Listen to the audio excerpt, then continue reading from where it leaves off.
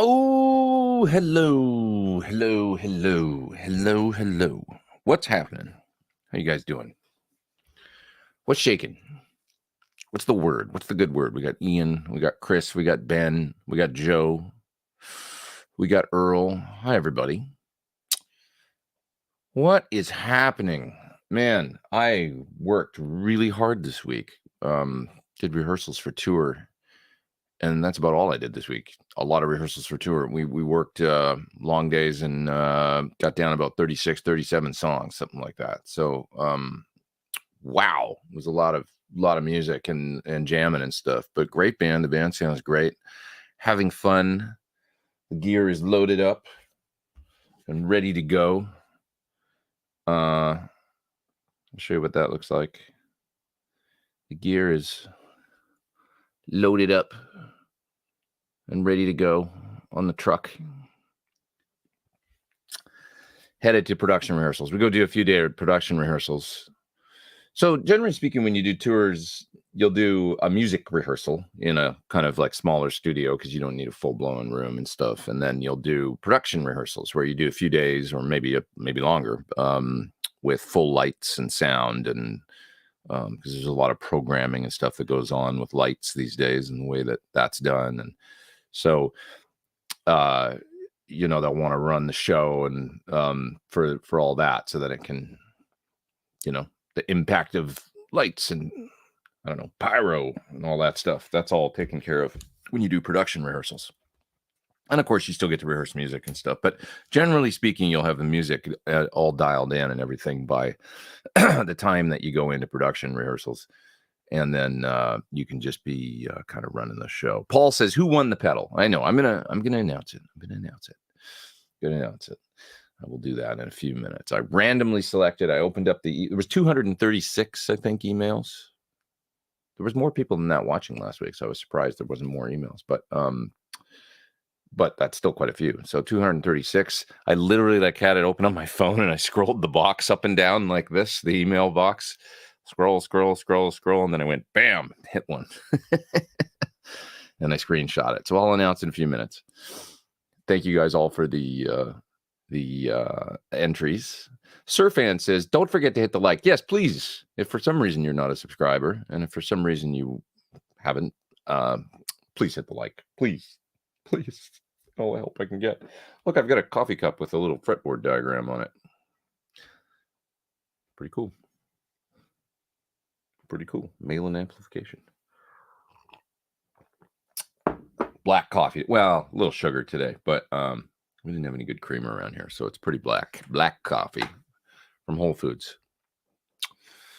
Earl says that, now I have one of these too, and I haven't tried it yet. Got the new NSX1 noise suppressor. Works great with P90s and heavy distortion. Hope you do a review. I'm going to. And actually, I have it. I'm taking some pedals on the road.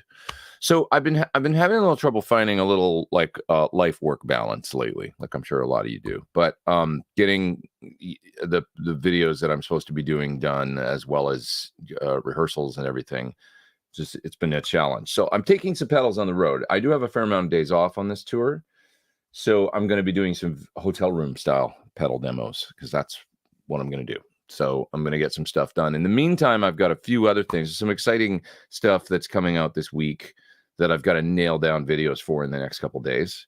So I'll be doing that. But then also I'll be doing some pedals on the road. So for any manufacturers or people that are probably mad at me for not completing your pedal videos, it's going to happen. I loaded up a case with pedals to take and work on some things on my days off and stuff while I'm out there and get some more videos done. But yeah, any of you guys have that happen? A little life work balance, it's hard sometimes. There's just not enough hours. And when you hammer your ears all day, for 9 hours, playing music, you can't go, there's just no way that I can go and do more. Like I can't go in and I can't even hear properly. So we used my ASI in-ears this week because the room that we were rehearsing music in was we didn't have the in-ears going. We had monitors going, which normally I really like, but we're fairly loud actually. A band always settles in around the drummer, I find. And we've got a drummer that he is a he's a total badass. He's amazing, but he's got a left hand that's like, you know, and he doesn't even look like he's trying, you know, when he does it, but it's that's part of his sound, you know? So, which I always respect, you know, no, it's certainly not a complaint, but it is loud in there, and the sound pressure in a small room is really loud. So, in-ears, and I'm not quiet either, you know, I always come up to that level. I turn my amps up to the level of the drums. So it ended up being pretty healthy volume with bass drums and everything pumping through the PA and the whole 9 yards keys. And so I used my ASI in-ears almost like active earplugs this week. I didn't have the in-ear portion going, but they've got the mics in them, you know, and I was able to back the volume down to a dull roar, you know, and they work quite well for that, you know. Even just, this is the first time I've done that where I've never had even there was no mix going into them from the console. It was just purely using the ambient mics, but then using them almost like an active earplug to turn down the volume, and it really you know, helped. So that was good. You know, when I got comfortable with it, if I noticed on day one that I played a lot that day with no protection, and then my ears were like thrashed after. So the next day I went in, and at the beginning of the day I put in the ASIs, turned the volume down -6, -8 dB, something like that. And then I started playing with them, and I got very comfortable with them like that. You know, it's a good thing if you do use earplugs, or if like a frequency compensated earplug, or even a regular earplug, just the foamy ones, or something like these ASIs, or whatever you're doing, do it at the beginning of the day. Because if you get used to the loud volume, to go to the reduced volume sounds really wimpy and weird, and it's just discombobulated feeling. Like, I don't know, I can't dynamically quite tell what I'm doing and stuff. But if you start with them in, and even if you put them in 10 minutes before you start playing, so that you kind of adjust. It's like putting on sunglasses and your eyes adjusting, or taking them off and your eyes adjusting. You know, I find that with my ears. It's a important piece of advice that I would say, you know, wear the protection at the beginning so that you get used to it. Whether it's at a show, you know, you're going to see a show band you want to go see, start with it. Don't go to it, because it always feels weird when you go to it. Like, oh, it sucks, I'm not enjoying it as much, or something, both playing and just listening. But if you start with it, you just kind of adapt, and it feels good. You know, it's a much more natural feeling for your brain or something to just start with it. Chris Quinn in there, coming in hot with a super chat. 5 to 10 guitar stores in the Shinjuku, Shibuya areas. I'm in good shape. Could I get away with a long walking guitar store tour? Well, Shinjuku is really far from Shibuya. I've walked it. I've actually done it. But it'll take you an afternoon, you know, of walking. It's a cool walk, actually. I love it. I love doing it. But if you're just on the mission to see the guitar stores, what I would do is I would go to Hyper Guitars, which is kind of the north part of Shinjuku. This is areas of Tokyo, for those that don't know. So north part of Shinjuku, there's a store called Hyper Guitars. That's an unbelievable vintage guitar store that you will really enjoy, I'm sure. Upstairs, and just directly to the left of Hyper Guitars, you'll see it right away. There's a big guitar store that's a multi-floor situation, and they've got a ton of old Japanese guitars in there. They also have American vintage stuff and newer stuff too, but it's a multiple floor thing, and the bottom floor is all Japanese vintage stuff, and it is cool. It's a really cool store. Bernie's and Grecos and all that good stuff. Tokai. So that's that. But then from there, so that's two great. You got to visit those two. They're terrific. From there, Daikanyama, there's a store called Guitar Trader that I love, that I've bought a guitar at. It's not a big store, but it's creme de la creme. Very nice vintage stuff.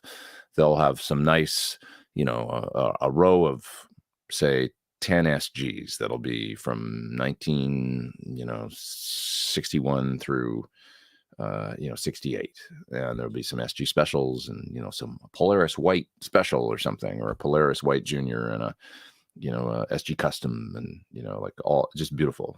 63. They always have like a 63, a 64, a 65, and really nice. And that's just one. There's Tellys, there's Jazzmasters, there's Strats and Les Pauls, of course. Beautiful stuff. So check out Guitar Trader. And it's a nice neighborhood too around there. I love that neighborhood just for walking around and going to eat and shop for shoes or whatever you're doing. Daikanyama. So it's very close. It's walkable from Shibuya actually, and it's a nice walk. And Shibuya, a lot has changed, so I'm not 100% sure. Now I might go to Japan end of next month and hang, just for a fun trip. But because I miss it. So I'll have more to report then. But there was a lot of construction going on when last time I was there, which is a long time ago. It was 2019. So things have changed, and I think some stores have moved and other new stores have opened. There's a new Fender store that's supposedly really amazing in Harajuku, so that's walkable from Shibuya. But you got to go check out the Ishibashi store in Shibuya. You got to go check out the Ikebe, Ikebe, Ikebe store. What else? Hartman Vintage, which is Ikebe's vintage store. So there's a bunch right there. Check out the Ikebe, check out the Ishibashi, check out Key Music. They've got a new store, I think, in Shibuya. So there's a whole bunch. You can reference this video and check it out. Enjoy. Have a good time. If you want to have a great dive bar drink and have some fun, go to see my buddy Kato, Kato, at Beat Cafe in Shibuya. It's not a cafe. They just have booze, but he's a great guy. Speaks fluent English. He's like a musicologist. He knows everything about music. And it's a fun hang. He'll make you a nice beverage, and you can sit there and listen to tunes. And Beat Cafe is Musician Central, and that's where you can go and you'll meet some metal band from Norway and a jazz band from Australia visiting, and everybody will be hanging and having fun. Have you ever considered doing a paid video that walks you through your process recording your intros? So there is a video, and that I just don't know what's happened with it, but I shot a course with Guitario, Guitareo. Excuse me. Did you understand that? Guitario. Drumeo, the big drum instructional channel. They've got a Guitario too. So go to Guitario, letter O.com.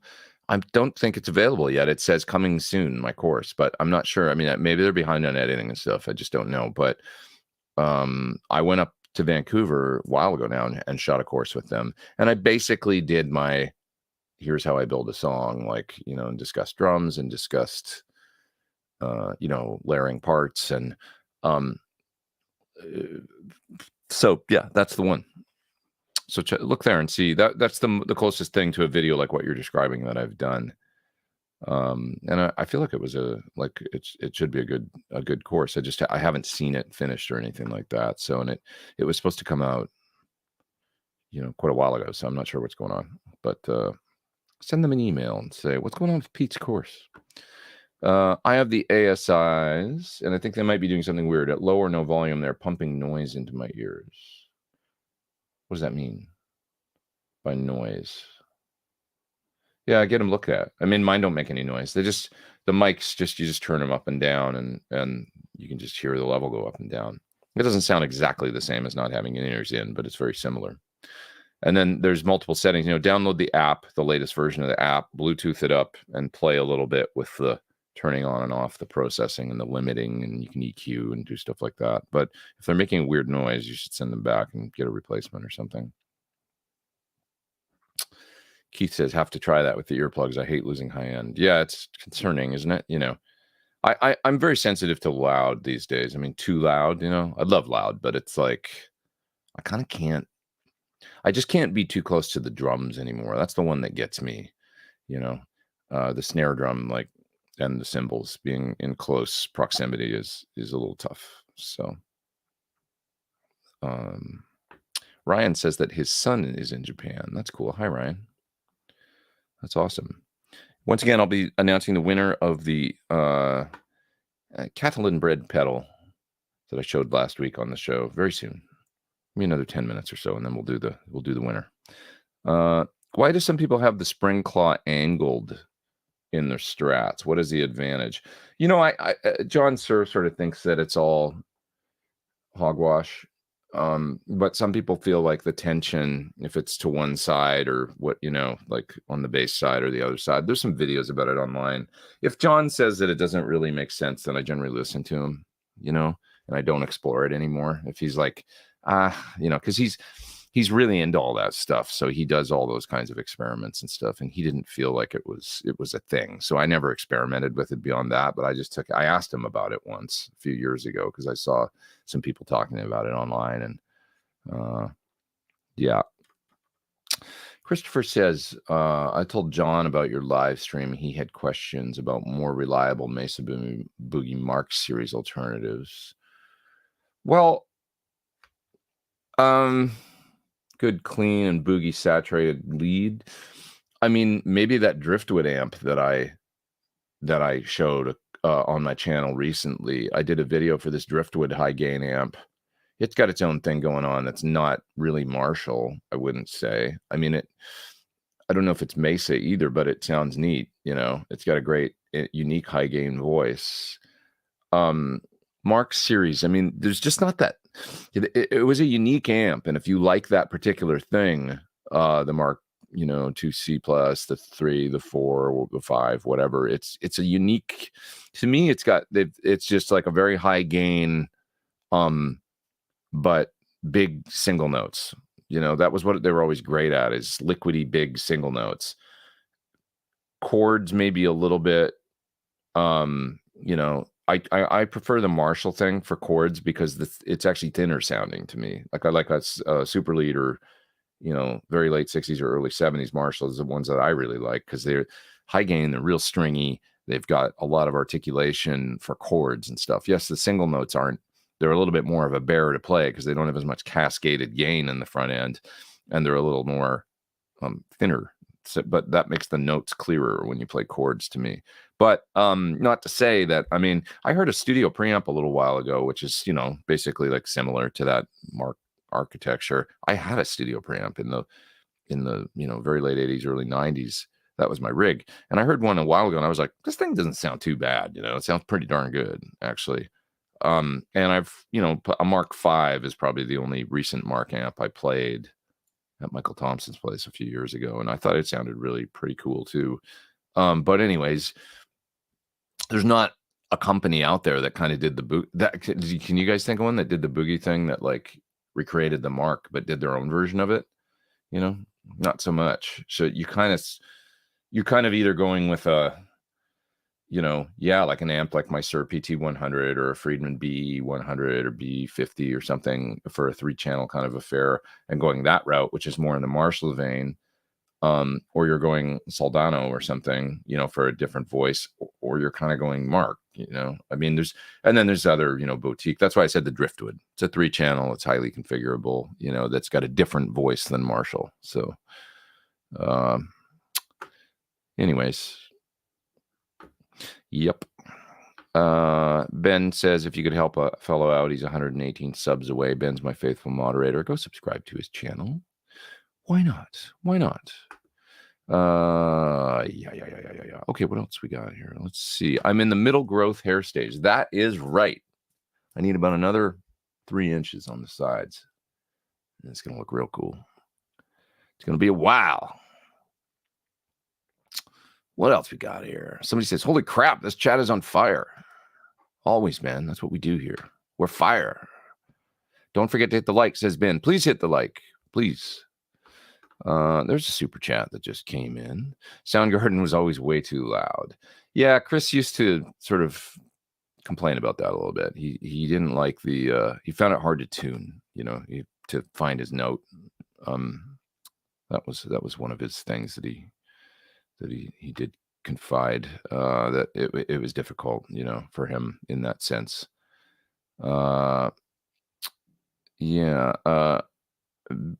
Small stage being next to drums can be tough, as 90% of what you hear is cymbals and snare, which masks everything out. Yeah, I was just talking about that with the drummer yesterday with Jake. I was like, yeah, I never generally get snare in my wedge because it's just everywhere on stage. Like you could go to the console pretty much, the recording console, And if only the drummer is playing, and you look at the mics on the stage, you know, and you look at all the meters on the console, right? Every time that snare is hit, you can see every meter go. You know, whereas the rest of the kit, you know, the kick and everything, it just doesn't register like that. That spike is really, really loud if a drummer plays it that way, you know. A snare drum can just be a very, very loud thing. And cymbals are really loud too. It's just a different thing. It's not the attack, it's the sustained volume of a crash ride or something. Hi-hats aren't that loud, you know, but and it's a tough one. So I like to get the hell away from it if I can, you know, pretty far. It pretty much, if it's like, if I've had certain bands where it's been like, you get a tour, you know, and then you go on tour and it's like, you are right here. And I've been like right by the drums. Like I can't, it's like, this is going to be my zone. Okay. I guess I'm on in-ears then for the whole tour, even if the option would be wedges, because I just can't, you know, I'm not going to stand there for the next 2 months and do it, you know, it's too much for me. But like in Classic Rock Show, the way we've got the stage configured, I'm far stage left. The drums are far stage right in the back, right? And so it's like I'm as far away on stage from the kit as I could be. And that opens up a world of like, okay, now I've got more control in my mix and stuff like that. I'll get that super chat there that just disappeared in a sec, I promise. Let's see. Anybody not get along with ODR ones? I like most of the trendy overdrives, but ODR types seem mushy. They have a lot of bass. Yeah, even with a bass cut, you say. Yeah, the Wampler version, the Bell, I believe it's called, Belle. It has a bass cut. It's not really my thing, the ODR. Although, you know, it would probably actually really work well for some of the things that I'm doing on this tour right now. By the way, I'm loving my rig right now on tour and using the unobtainium from Crazy Tube Circuits for a lot of cool stuff. Using it for, you know, my Klon. I'm using it for the overdrive side, but I do think the overdrive side is the steel string singer kind of dumbly side, and the ODR would actually probably work really quite well for what I'm trying to do, which is just like a light drive that I'm playing rhythm with mainly on a few songs. But you know, it works great. I took my little Phase 95 off the board because I wasn't using it for any of the songs. I actually put a super sweet, it's called, I think, from Exotic, just to clean boost a little bit and give a little bit of upper mid boost. You know, that's working pretty good. And that was a change that I made. Oh, and I think I might have brought this up last week, but I also put the Empress Heavy Menace. It's called Heavy Menace on my board for a real fat 90s style distortion, you know, that rectifier style thing that I needed for a couple things. So that's cool. Enjoying that. Very different sounding than it was different enough sounding from my PT 100, you know, more modded Marshall vibe, that it was like, yeah, this is good. Like I tried it. I was like, I wonder if I could get a little closer to these tones that I'm going for with a pedal, you know. And I thought the heavy, because I'd just done the Empress video, and it really sounds great. Have you ever played any of the Badlands Company guitars? I have not. I have not. Oh yeah, Crossroads Festival is. See, I've been so busy, man. I totally forgot about that. Crossroads is at the Staples Center, hosted by that legendary guitarist Bill Murray. Awesome. Yeah, I would love to be at that. I know Josh Smith is there, and stuff. I just can't. There's no. I think it was yesterday and today. I mean, I was literally yesterday. We did a couple set run throughs and worked on a bunch of, like, even some new songs, and I was just like, and then I had to pack down the gear and stuff and get it ready to go.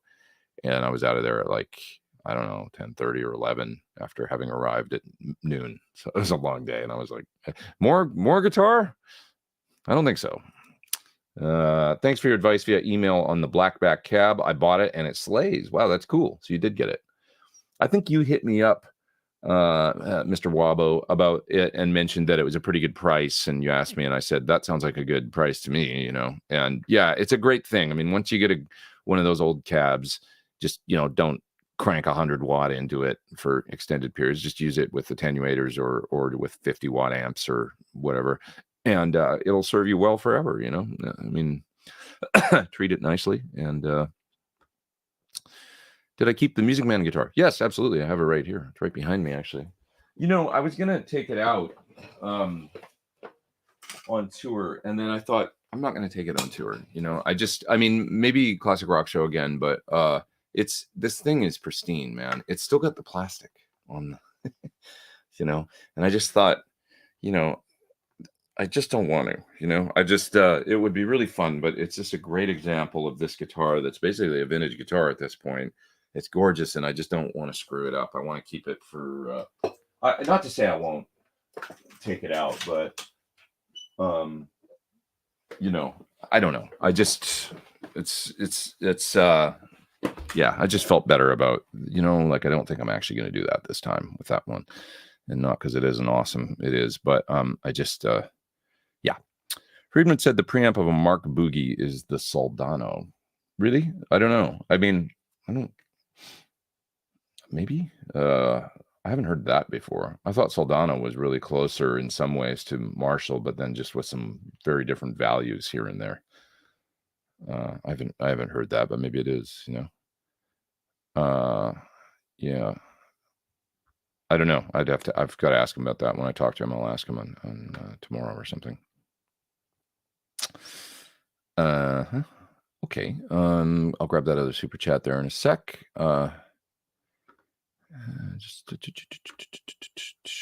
Christopher says the Mark series has been kind of turned off to Mesa after seeing psionic auto repair videos where exactly the same bad design component choices fail over and over. Demonstrably. I love that word. Demonstrably.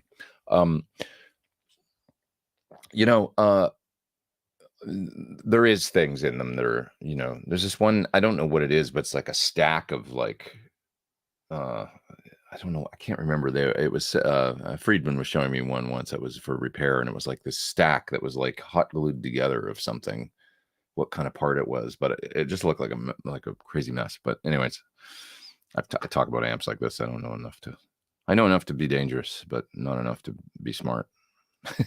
I should say I know enough to be stupid. Guido Day with a super chat. Thank you very much. Thank you. Yeah, reliability on the road and reliability of amps is such an important thing to me. You know, I toured with did I? I don't think I actually toured with it. I might have played a few shows, but so I toured a little bit with Boogie Power amps. Yeah, I had a 2020, a stereo one, for a while. I toured a little bit with I played some shows with a triple channel dual rectifier that I used on the 40-foot Echo record years ago, and then I moved to a Randall. I had that Randall preamp, you know, that was Egnator designed with a Egnator or Randall. I had the RT250. Yeah, it was the Randall. It was all Randall. Now that I think about it, in the early days, Randall 4-space, you know, chassis loaded with modules, and the RT250, and I used one of the Recto modules for the stuff that I'd done on the record with a real rectifier head. But then I could switch to the different modules. Eventually, I ended up with the Egnator pre. I still have it. It's next door. It's a nice preamp, you know, ability to get all those different sounds. Traveling through Pasadena soon. Recommend any guitar shops? Wild West is there. I don't know where they are, but that's one. Wild West Guitars you could go check out. I can't really vouch for it though. Check out Grayson's Toontown in Montrose, which is a short drive from Pasadena, and it's a nice town. It's a nice little town that feels almost like you're in Northern California or something, and it's just north of Glendale is really all it is, but it's close to Pasadena. Grayson's Toontown.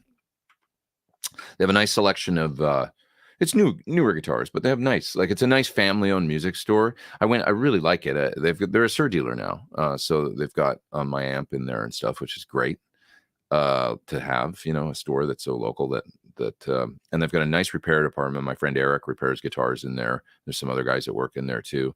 They do good work. But I met the you know, the original owner that had been there since, I think, does that make sense? Because he was 80 something, and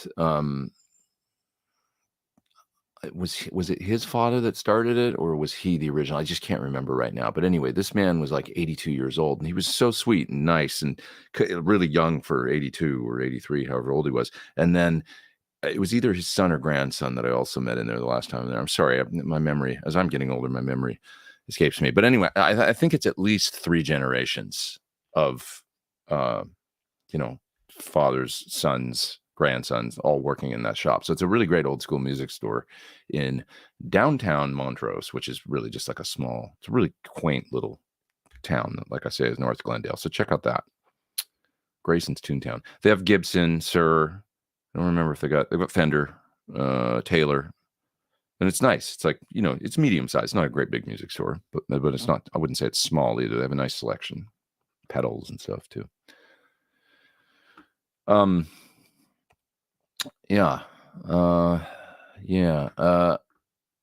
says, I remember not being able to discern what the other players were doing because the drums were so loud right behind me. We rehearsed so much, I just did the moves and sang a song. Usually wasn't in tune. Yeah, it can be hard. It's challenging, Yeah, it can be a challenge. Trying to find your spot on stage and stuff, but proximity to the drums is an important one. Well, I was using my wireless all rehearsal, so I could walk all the way over by the door and stuff, and over by the console and play over there for a while. It's a little bit better, if I didn't have protection in. What was in your Holy Grail rack that you might have used years ago? I was too sort of the last rack rig I had was a 12 space with an Axe effects and a stereo power amp, and I was using the Axe with a custom mixer that Dave Friedman put together, but it had a Sir Mini Mix in it so that I could blend the Axe effects in parallel. So all the Axe effects stuff was in parallel in a full wet dry wet setup with 2 outer 412s and a middle dry 412. That was pretty epic. It's kind of like Steve Vai, where I was doing the using the Axe effects for post effects only. I wasn't doing any, amp modeling with it. So there was that. I had other racks though over the years. I can't remember. I already mentioned my Randall setup where I had the preamp and the power amp, and then in that I might have had my Rocktron Replifex still, which I always really liked. It's a great sound. It was just a good simple effect unit that sounded really good. It had great Leslie Sim in it. So that might have been in there. But I'm always surprised when I look back and look at pictures and go, oh yeah, God, I forgot about that rig, But it had a pedal drawer, I always had a pedal drawer and a GCX, so one of those GCX loop switchers that was MIDI, and so I would have had a few pedals in there, and probably just the Rocktron really for it was probably in the effect loop of the Randall preamp or something, or maybe it was running post because it was a stereo. I remember I had a Randall, I still have it. I have a Randall 412 that has V30s. Nice sounding cabinet. They were a birch and they were real sturdy, those early 2000s Randall cabs. And I used to run it in stereo with the RT250. And I probably the Rocktron was probably stereo delay and stuff. And that's my memory of it. I did all the 40-foot echo touring and stuff like that with that rig. After that, this would be 2002 or 3. 2004, when I started playing with Draco Rosa, I moved to divided by 13s and way more vintage, running the effects in front. Did that for a few years and didn't do any kind of crazy stereo stuff. Then I started getting back into the stereo around 2008. And when I first started with Chris Cornell, the first tour, I had 3 amps. I had 2 divided by 13s and a Comet up there. And it was all switching the 3 amps, and everything was running in front, as I remember. And then I slowly, I moved as John made the first version of the PT100. I sort of segued back into racks for a minute. By 2011, I ditched the rack altogether, and then I went everything on the pedal board, and I've been using a similar setup ever since with everything on the pedal board. And no more wet, dry, wet, and just either mono or stereo rigs with everything pedal board based. Is that boring? Let's see. What else? Blah, blah, blah. Blah, blah, blah. All right. Have you checked out the Gladio double preamp? I think I did a video of that. Nice match with the ODR1. Yeah, I did a video of the Gladio. It's got a dumbly side and then a tube screamer kind of side, right? As I remember. It's a nice pedal. He makes good stuff. Really good. Nice sounding, like, sophisticated overdrives. Kind of up there with Origin, their drives. A lot of nice features and tweakability, good stuff. Gladio is, of course, Italian. Made with pride in Italy. Surfan, curious why you're using dual PT100s instead of PT15s. Could have totally done the 15 for stage volume, but I'm enjoying the power of the 100, to be honest. It's got, I don't know, man. When I go in to do auditions, I just make a decision sometimes. I'm like, what do I want to do? And it was like, when I did this Nick Carter audition, I thought, let's go 2 412s and 200 watt heads. I just kind of decided. I had the amps here. I had the cabs in my hallway. And I was like, let's go big. Let's just go in there and be like, because I thought a lot of people are going to show up with, some modeling stuff and whatnot. There's nothing wrong with that. Turns out it was a good decision because the musical director, I think, appreciated that I put in the effort to program up a rig and do all these sounds and have a big, bold sound when I walked in. That might have backfired on me. You never know. But it was just an instinct I had to go in with a great big guitar sound. And not rely on the PA or, if you go into an audition and you bring a modeler, you're very dependent on the PA, the side fills, the wedges, whatever is going to be in there that day, and whoever's running them. You're putting a lot of trust and faith at an audition in, unless you bring your QSCs or whatever you go in there with, your stuff, and you've got it super dialed in that sounds really great and can rival a full-on rig. There's nothing wrong with modelers with a fractal or a helix, but if you're going into an unfamiliar situation where the end system you don't know, right? Like you might plug in, it might be terrible. Like the PA they have at the wherever, it might be amazing. You never know, but there's a big variable there. So for me, I want to go in with a rig that's dialed and sounds killer. Like I could, my cabs and everything. Like down to the speaker choice and everything, where it's like, yeah, I know this is going to slay. Like if it's just a drummer and a bass amp and my guitar rig, it's going to sound great. It's with no PA, screw the PA, and so that's kind of how I think about it. Now, 2 PT15s I've done in stereo and it's great. It's awesome. But yeah, I just decided I had the 100s. I hadn't used them for a while.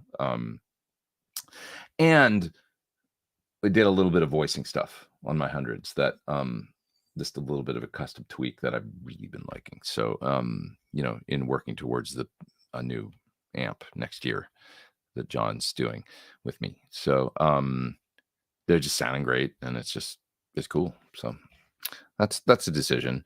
In retrospect, yeah, it's a lot of, when I look at how much stuff, it's a big rig, and it's is it too big? I don't know. Ask me in a couple weeks. We'll see.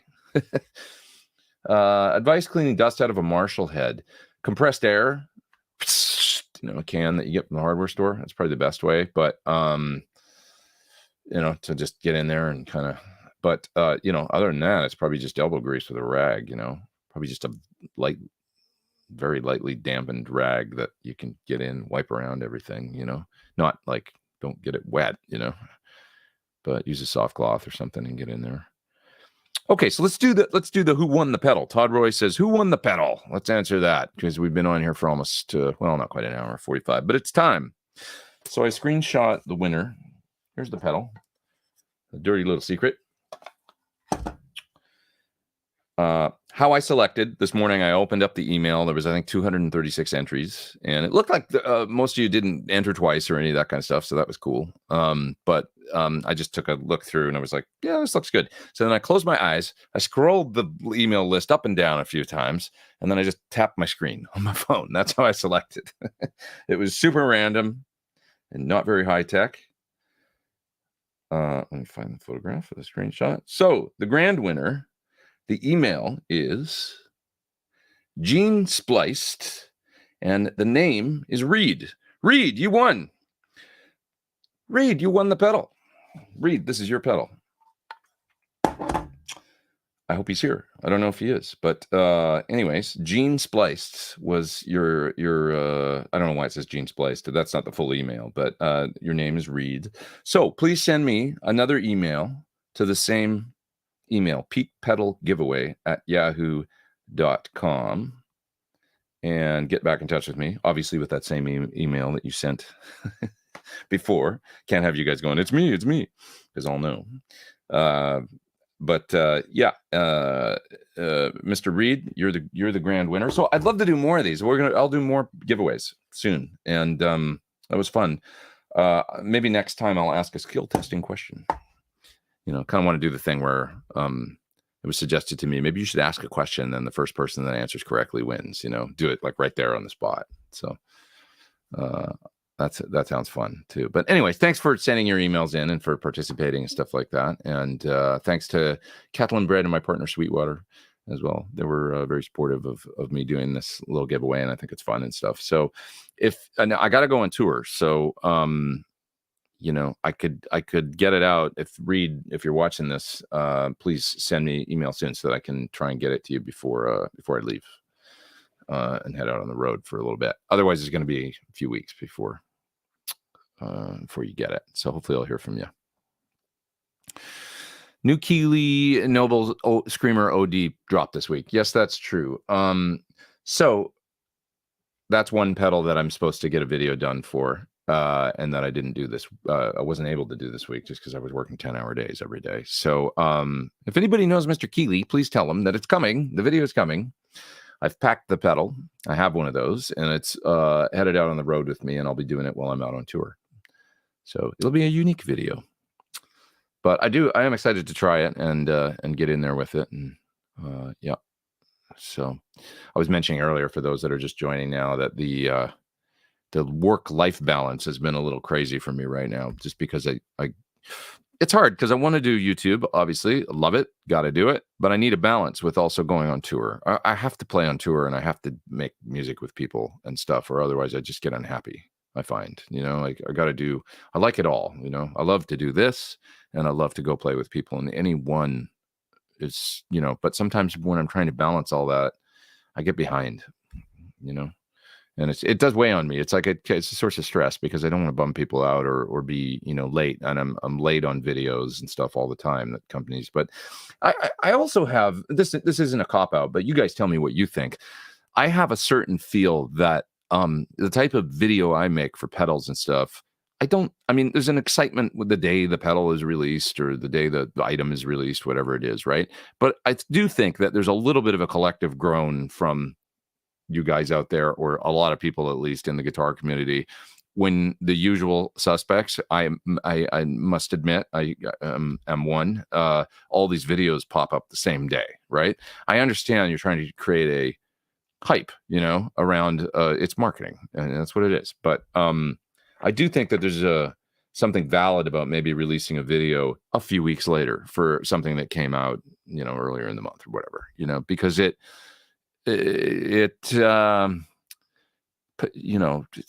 like a hit song. It keeps it out there on the charts a little longer. I don't know. I think it's, so I always make that sort of, I love making the videos and stuff and working for all these companies, and they're great, but the whole embargo until the date that the video is released, sort of, it just feels a little like, I don't know. I get it. And then at the same time, there's an aspect to it that's a little like cheesy to me. That's the way I honestly feel about it. So I do feel like there's something where it's like, hey, I'd love to make you a video. I can't promise it's coming out the day of your thing, of your release or whatever. And I'll get to it. Just like a guitar player would review a product, do a product review, but it wasn't like the day it was released necessarily. It was like within a month or two after the release, and they would talk about it, So, yeah. I'll scroll to the bottom in a minute here and see your comments on that, because I am interested in what you guys think about all that. You're talking about Soldano and the Recto. Somebody was saying that Soldano is based on a Mark Boogie, and I don't think so. That Dave said that. And then the recto. See, so I think maybe that story is, I can't say 100% that there's not like some Mark lineage in a Soldano at all, but that's not I think it's a little more modded Marshall, really, like fairly heavily modded Marshall architecture, topology, whatever you want to call it, on a Soldano. And then the recto was pretty damn close to that. When they came out with that, they kind of copied at least sort of the front end, I think, fairly closely. That was always my understanding. Lyle from that's nice of him. I don't want to say that wrong. Psionic, is that how you say it? Suggested your PT100 for a reliable, fully independent channel switching amp alternative. Yeah, just be aware that it's more Marshall than Boogie. That's all I would say. Would the PT15 be also? Sure. Is there a PT50 50 coming? Yes, next year.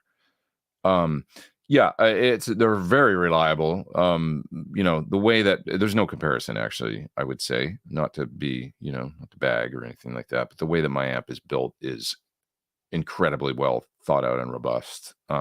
John is, just because he's obsessed with that, with making it as streamlined to build as possible, as easy to work on if it ever needs to be worked on as possible, and exceptionally robust and low noise and all that stuff. So that's something that he's really great at.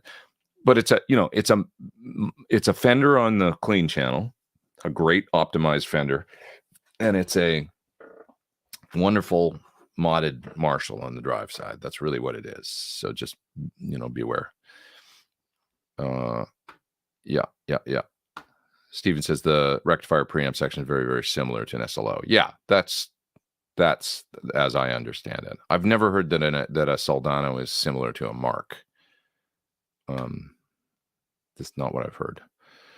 All rehearsing done, ready to go on tour. We are done music rehearsals, and now I'm going to go do a few days of production rehearsal, and then we got the first date. We're added a bunch of dates, by the way, you guys. If you want to check out Nick Carter website, I believe this is nickcarter.com, but on there, whole bunch of new dates in November, about a week, 6 or 7 shows in the Northeast. I know there's a Boston date. There's I think a Long Island date.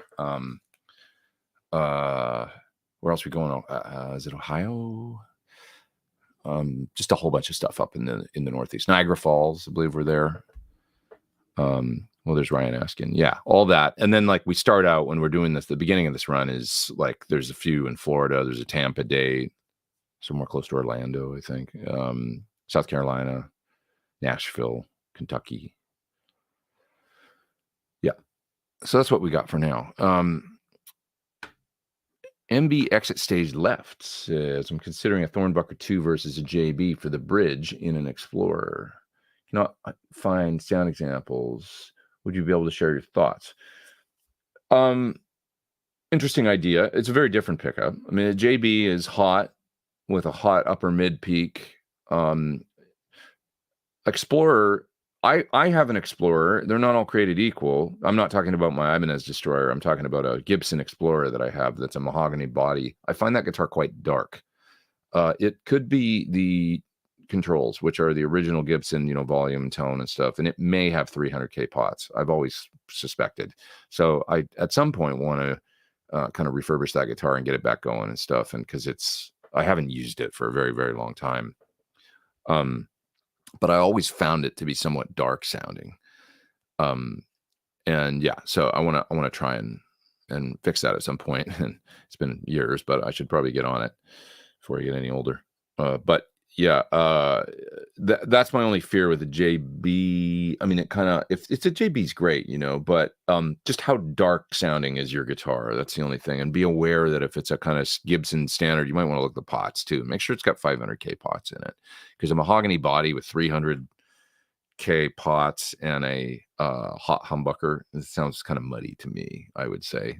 I can't, maybe not. You never know. Maybe it's just a bright sounding Explorer, but you might head in that direction. So Thornbucker 2, very different pickup. I mean, it's lower output, and it's going to be probably clearer on the top end, but still with a nice warm top end. So if you want more, the Thornbuckle Plus would have a little bit more clarity probably than a 2. A 2 is a little by design, a little warmer, a little spongier at the bottom end, a little warmer on the top end. Thornbuckle Plus is a little bit going to be, that Alnico 4, very, very balanced magnet as far as magnets go, I find. Bass, mids, treble, and then it's not that hot. It's 8.7K or whatever. So, we're talking about the difference between a 13 or 14K pickup with the JB and a 8.7K. So they're pretty different, PAF versus, hot. So just, take all that into account. Check the pots on your Explorer. Make sure they're 500K. And a more comparable, to the JB would be the Sir HSS. Is that what it's called? Or HS? I think it's called an HSS Plus. Am I right about that? The hot one. If you look at the spec of the ohms, whatever, it's like similar, to a JB. So is that what it's called? HSS? I think so. Hot single screw. I think that's what that stands for.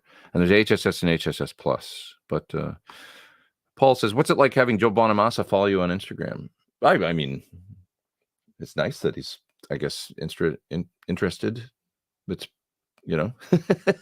I mean, he's a guitar nut and strikes me as a very kind of a normal cat, for like a,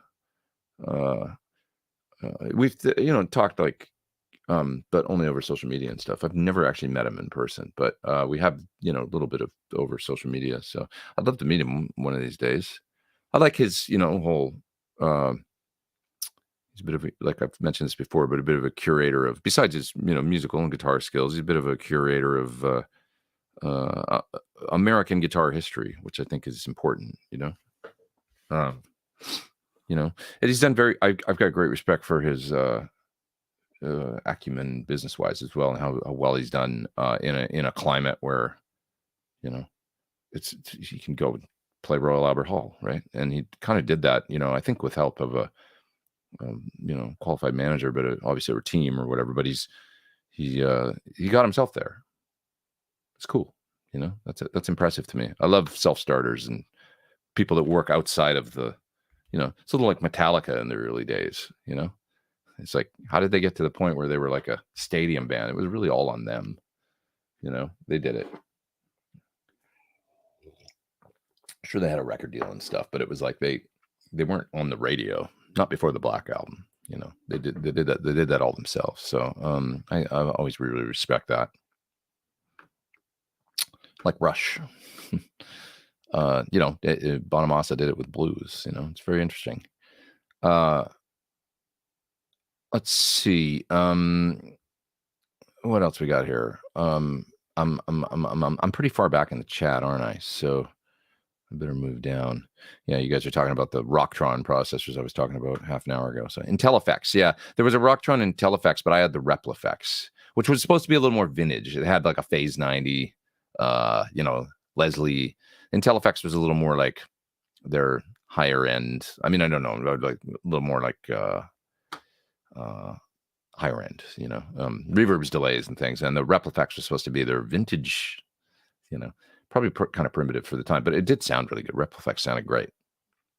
I think it also had relay switching in it for amps. Now that I think about it, like you could per preset pick what channel you wanted your amp on if you had a simple 2, clean, dirty. That's my memory. I might be wrong about that, but that's my memory of it. It was cool.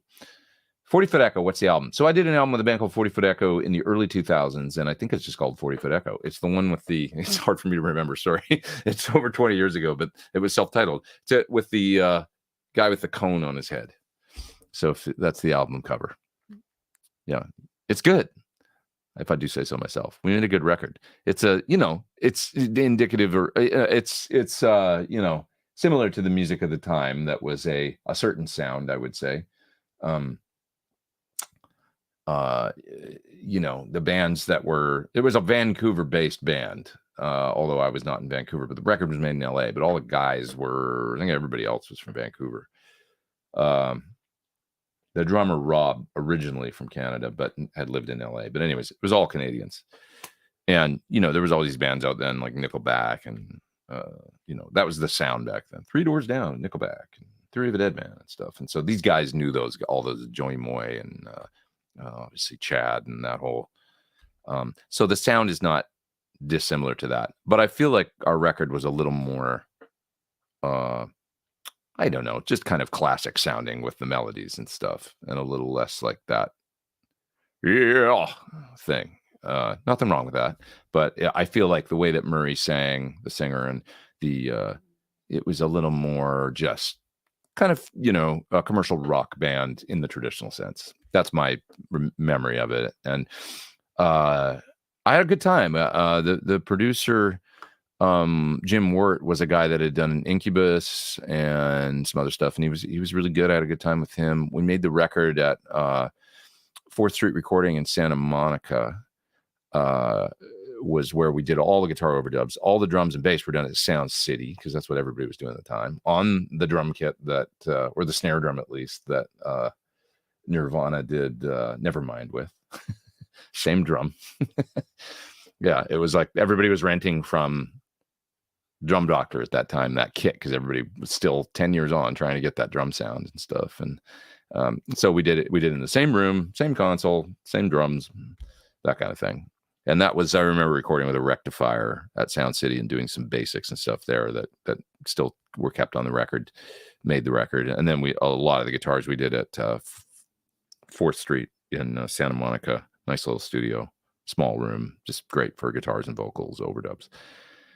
And then it was mixed by Tom Lord Alge. So it's a cool record if you want to check it out.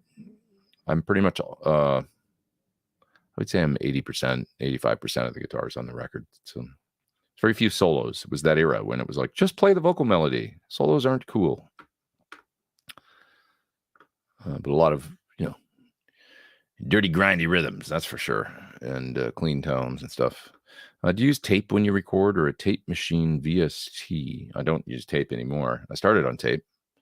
When I got started recording, I used this beta tape looking thing called an Akai 1214. That's what I learned on. It was like a console with a tape thing built in. It looked like a VHS, it looked like a beta tape, really. And you'd put it in and then you record it. You had 12 analog channels. That's what I learned on. Previous to that, I guess I worked on a 4-track, you know, but did most of my heavy lifting, like 50 tunes or so, recorded on that Akai with a friend of mine. It was a friend's that I was in a band with. And then, you know, moved into, you know, 24-track recording. So we made I got our deal with that band and recorded on Studer 24-track, you know, that whole thing. And then I did a bunch of other stuff on you know, worked on 3M, you know, MCI, Ampex, and all that stuff. Did, you know, some stuff on those machines. But then a few years later, Pro Tools came in, and that was, you know, everybody started recording. Actually, D88 first. I did a lot on a Tascam D88 digital recorder. Now it's all Logic and stuff. And sometimes, yeah, I do use analog tape sim. I love it. I mean, the A800 sim for you know, UA, their Studer A800 is great. Sounds really good. You could put it on the bus, like say you bus your drums to a fader and you bus your guitars to one fader. You can just put the Studer on like the guitar bus and on the drum bus and on the bass bus and have a few of them. And just the way it pops up, it just sounds great. Like the way it's just preset, you know, in the plugin, it sounds nice. It just gives a little bit of je ne sais quoi. It's just a magic little thing. And I like on the master bus, I've used the 2-track Stephen Slate virtual tape machine quite a bit over the years. Just does a fat thing in the low end and rolls off a bit of top or something that sounds a little more gluey. Did you ever have the divided by 13 cab with the blue and the H30? Nice change up from a 412. Yeah, I did. That was actually what I went to my first divided by 13, actually. So I'd done all this stuff with 412s, with V30s, like I mentioned earlier, the rack rig and all that stuff, and had all that. Next thing I got was an FTR 37 from divided by 13, which is basically like a double power deluxe reverb sort of vibe. That's really what it is. It's like a 35 watt. I mean, that's what it sounds like to me. It's like a good Fendery but it had a mid boost that you could turn on and off, and then the click channel, which I never really used. But the main sort of Fendery channel I loved with pedals. It sounded great, and that's the cab that I had, the divided by 13 open back with a blue and an H30, and I used that on the Draco tour quite a bit, you know. And then I got different ones. I got his more Vox flavored amp. I got a more Marshall flavored one. But that FTR, I still have it. It's in the other room. It's a good sounding amp. Reverb went faulty on it at some point, and it just sort of hums when I turn it up. And I guess I should have that looked at some point. But other than that, a good sounding boutique Fender thing, you know. It was cool. Very simple amp. And yeah, nice change up from a 412. Yeah, it was like more, you know, yeah, it is a nice change. It's like, oh, it fills the room a bit more with the open back. There's something to open back cabinets. It's really nice. Paul Daskell says, who won? So I announced the winner of the pedal a little while ago. It's Reed, Gene Spliced. This is his email. He said, hey, Pete, thanks for all you do. I'd love to win the pedal. Reed, you won it. I announced that about 20 minutes. I don't know why I go into my announcer voice. Reed, you've won. Congratulations. How do you get your volume up for solos? Just add volume, change EQ. So I generally use the third channel on my custom amps, you know, my PT15, PT100, whatever I'm touring with. The third channel is my solo channel. So the way I set the masters on the PT100, PT100, generally the clean channel I find is just above 2. It's on about 2.3, something like that. You know, just above 9 o'clock. And I run the gain on about half or a little more lately. And then on channel 2 and 3, I've got the volume on around 4, the master, and around 4.5 for the lead channel. So a good healthy bump up, you know, probably get about another 4 or 5 dB out of the lead channel over the dirty rhythm channel. And that way I find they're staggered quite nicely. And that's how I do it. That's how I get my volume boost, the third channel. Yep. Okay. Well, I'm so far back in the chat that I think that who won the pedal question was before I actually announced it. So I better move down here. I wonder if the fellow that won is here in the chat. Reed. Is he here? I don't know. Yeah. Okay. B. Scott says, my pedal demo vids are the benchmark. Wait for my video to know the truth of tones. Thank you. Appreciate that.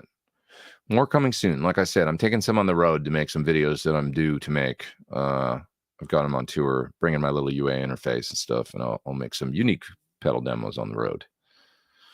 That is my plan. Okay.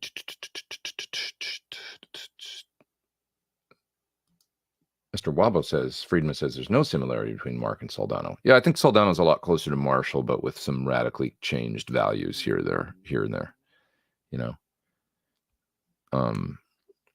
Yeah, like you can actually make a couple changes to, I know, the crunch channel on a Soldano or the clean channel, you know, and it's very similar to a JCM 800 then, which I've actually had done on my Soldano. That one down there, Dave did a couple mods too, and the crunch channel actually sounds pretty glorious, and it's like an optimized 800. So it's definitely Marshall, you know, the Soldano.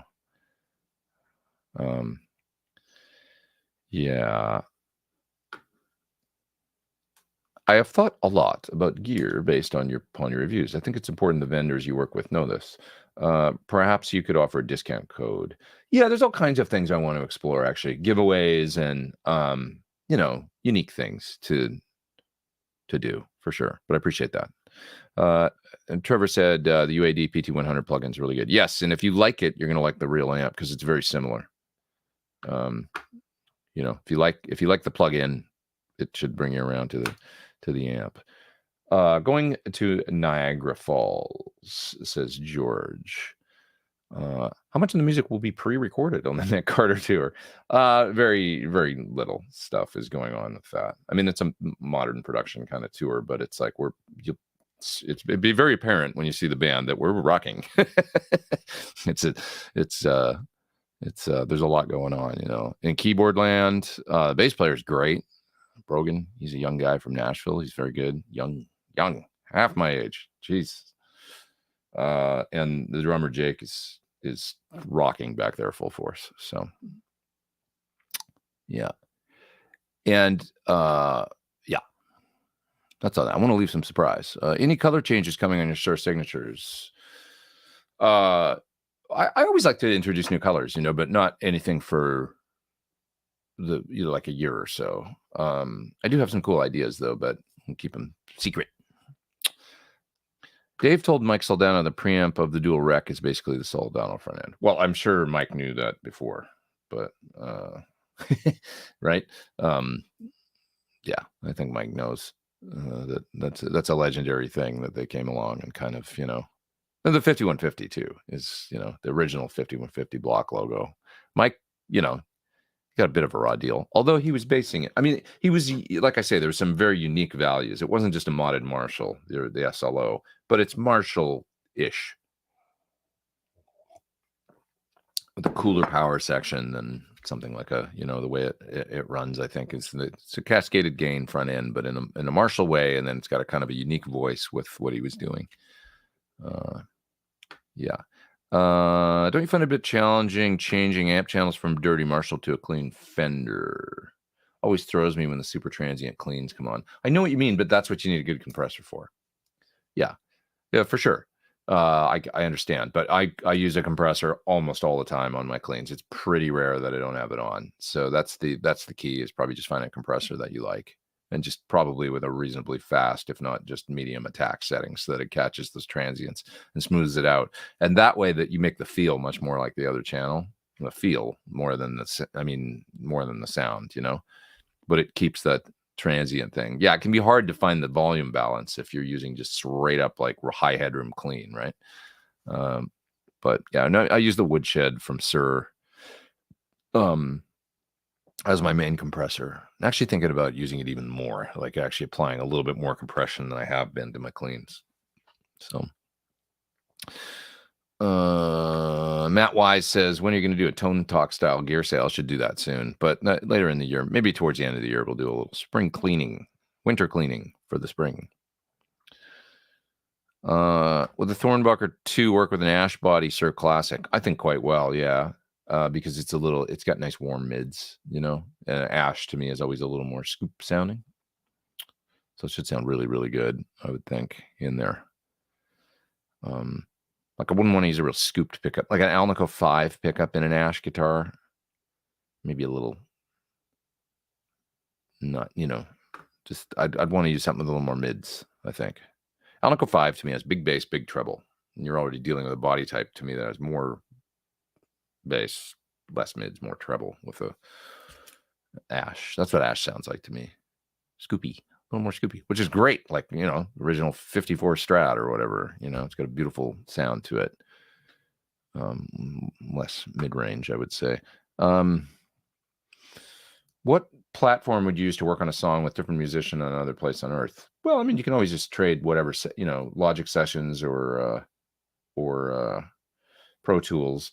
The easiest, the most straightforward thing is to, when you're working on a song, is to get a rough mix of what you've done, bounce it out as a WAV file, and email it to them or whatever, and say, here, load this into your Pro Tools or Logic or whatever, and add your thing, And then at the end, you put all your tracks together. As long as your start point lines up with their start point, it's going to work fine like that. So that's the easiest thing to do.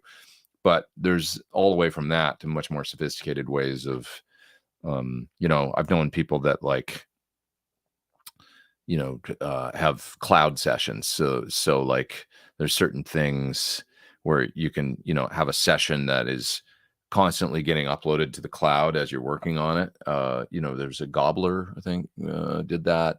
You can even do it with Dropbox, but it's like, so basically, like, say you're working on a Logic session and it's on your hard drive.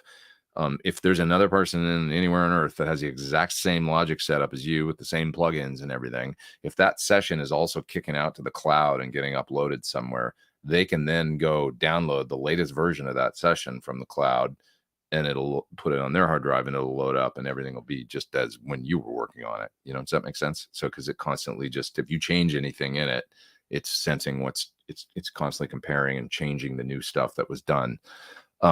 So that's a way to do it too.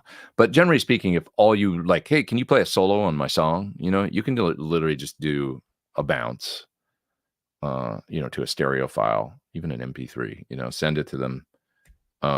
They can load it up in their session, and then, just tell them it's at 83 BPM or whatever. And they turn on the click, it lines up perfectly. Where it gets a little tricky is if there's any kind of tempo mapping going on within your session, then you have to send them a MIDI file or whatever tempo map, so that it follows. And so there's all kinds of considerations. But even so, if there was no click involved or whatever, you don't need to worry about it. It's like you can just like play a solo over this section. You do that, you bounce it out, send it back to them. And as long as your starting point is the same as theirs, everything will line up and it works good. And I do stuff like that all the time with people.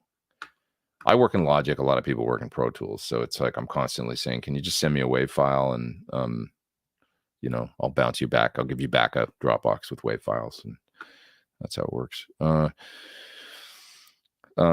picked up one of those Kramer Beretta specials this week. I want to paint it and stain the fretboard. May be a bad idea. Yeah, I don't know about staining the fretboard. I've never heard of that being, you can always oil it if it's rosewood and you think it's too light, but that only gets you so far. And then it's I don't know.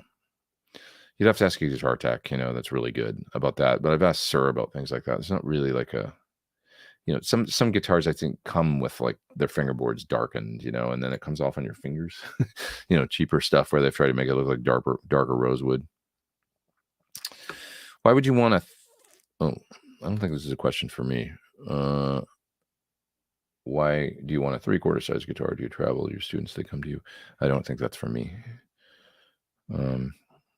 Yeah. I saw an older Sunday show with Richie Kotz, and you had a ton of viewers. Did you know that your viewer record is and what subject made it that way? I think it's just probably Richie. People are interested. He's a guitar hero in his own right, and sometimes when you have guests, it blows up, and people want to hear what they've got to say. So Richie's a great guy, great guitar player. I still love the rotary and the Replifex. Agreed. Yeah. One of the best Leslie rotary simulators.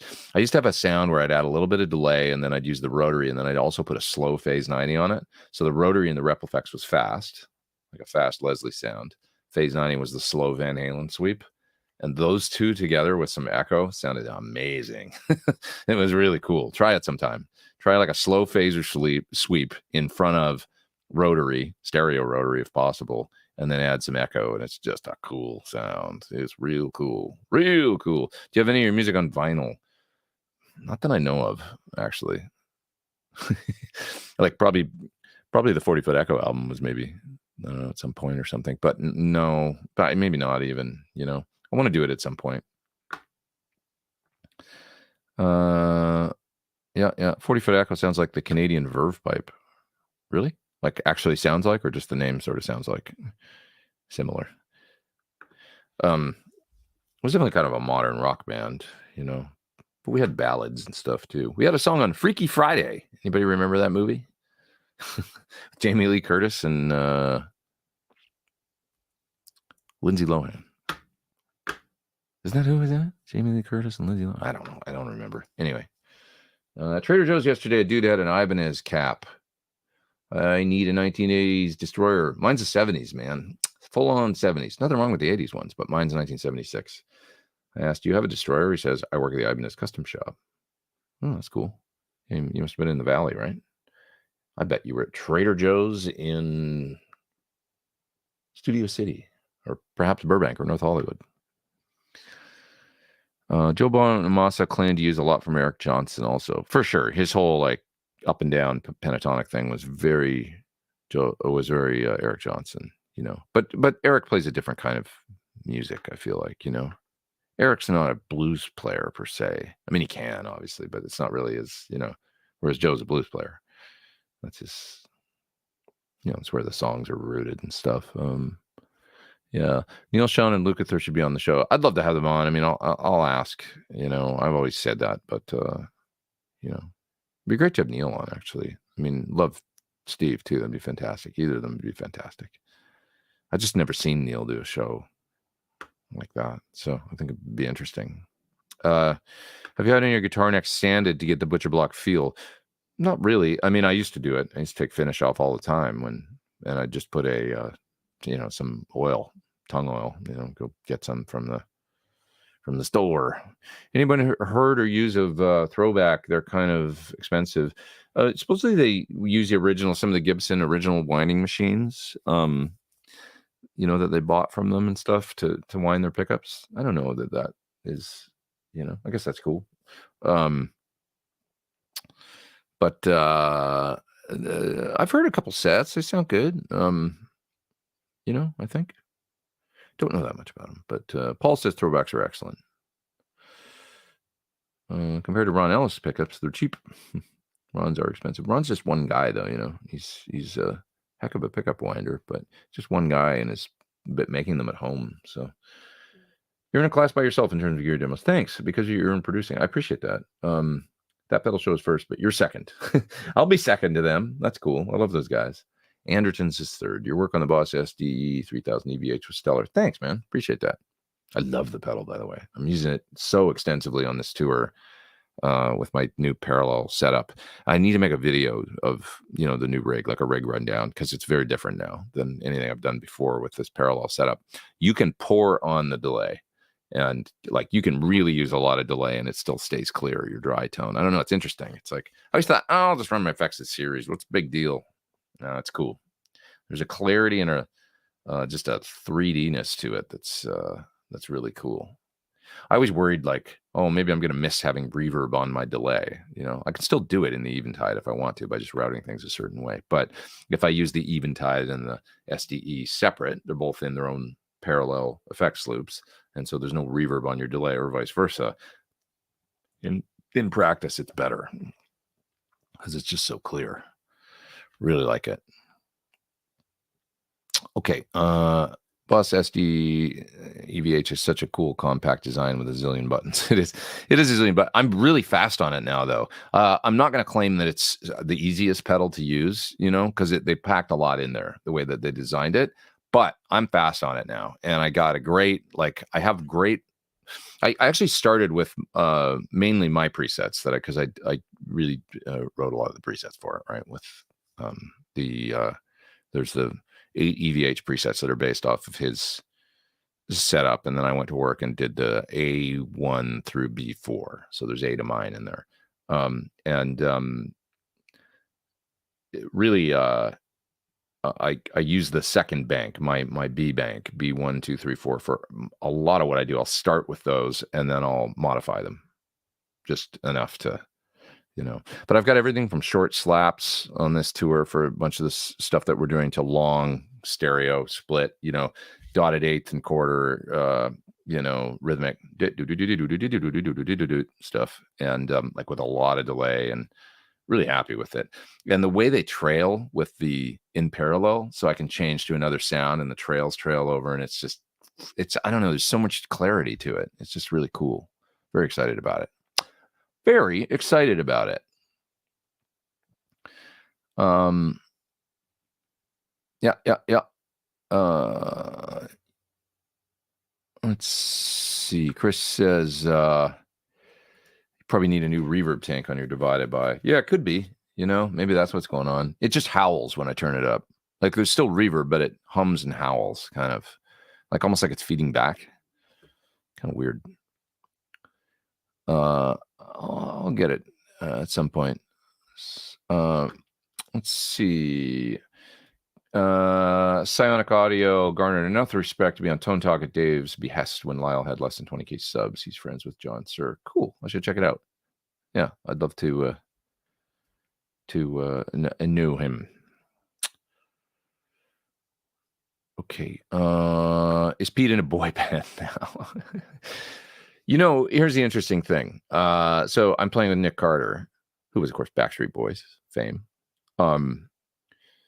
And so, of course, I've learned quite a bit of that music. The music's really well written. and with interesting changes. And he is a singer. I think it's probably going to surprise some people. I mean, he's always been a great singer, but when you I can't spoil it, but we're doing a lot of really cool material on this tour. And yeah, you'll see. There'll be videos that come out and stuff like that, I'm sure, but it's cool. We're having fun. Like, at the core of it, the dude is a music fan. He's a little younger than I am, but grew up with a lot of the same stuff. And, so the influences and stuff that are there. He's a big rock fan. He loves Slipknot and stuff. So it's kind of interesting, Yeah, so you'll see. Yeah. Okay. Can we do a giveaway for PT100 next time? I would love to do that at some point. Okay. The Soldano Crunch channel is amazing for cleans. I don't gain up guitar volume down for sparkling cleans. That's interesting. I don't really the clean sound on my Soldano is the one thing where I'm kind of like, it's like just when it's set clean, but the crunch is great. Like but maybe I'm just not setting something right, But I am used to, I do consider the PT100 crunch to be, or clean, excuse me, channel 1 to be, I'm spoiled because it's, before I ever tried it, I always heard, the OD100 clean is the best in the business on a channel switcher. And it's basically that, a couple changes, but it's a straight up really, really good Fender clean. So why mess with it if it ain't broke, The only sound you can't really do, with the PT100, that is like kind of the classic, Fender Marshall, whatever. Yeah, it's not going to do the angle or something, but great distortion, great clean. The sound is the AC30 thing is the one thing that you need the whole, you need the EL84s, you need the right speakers, you need all that stuff to really nail that sound, I find. So, but if you're just living in Fender Marshall land, it's pretty awesome. I need a reverb and delay pedal that would play nice in parallel effects loop. Do you have any suggestions?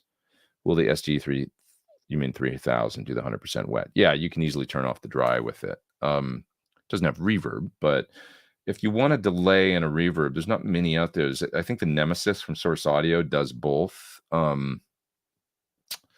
It's parallel effects loop on your amp. So yeah, look at that. Look at the Nemesis, and then also look at the H90 or H9.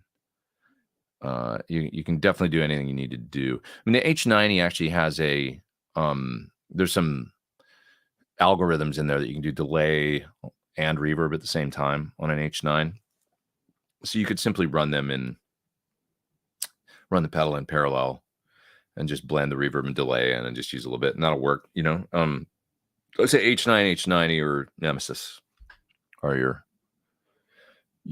Boss even has a few, like the old Boss reverb pedal, the gray one that was like their digital reverb. It had one setting that was delay and reverb. I think maybe like another simple one, maybe a couple of the, oh God, what's the company? Why am I spacing?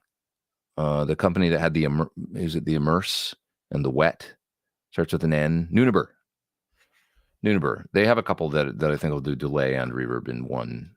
One algorithm on one of the reverb pedals. I think has echo and reverb in one. So look at those too. If you just need something simple, maybe that. Although I don't know that you can set it 100% wet. You might be able to. I'm sure they've thought of that actually. But have you ever used any of the Synvertech N5 and N5 Plus variants? Yes, I've done videos on many of those pedals. You can find on my channel. Not on my live pedal board though, no. But I've got multiple different Synvertech videos. Okay.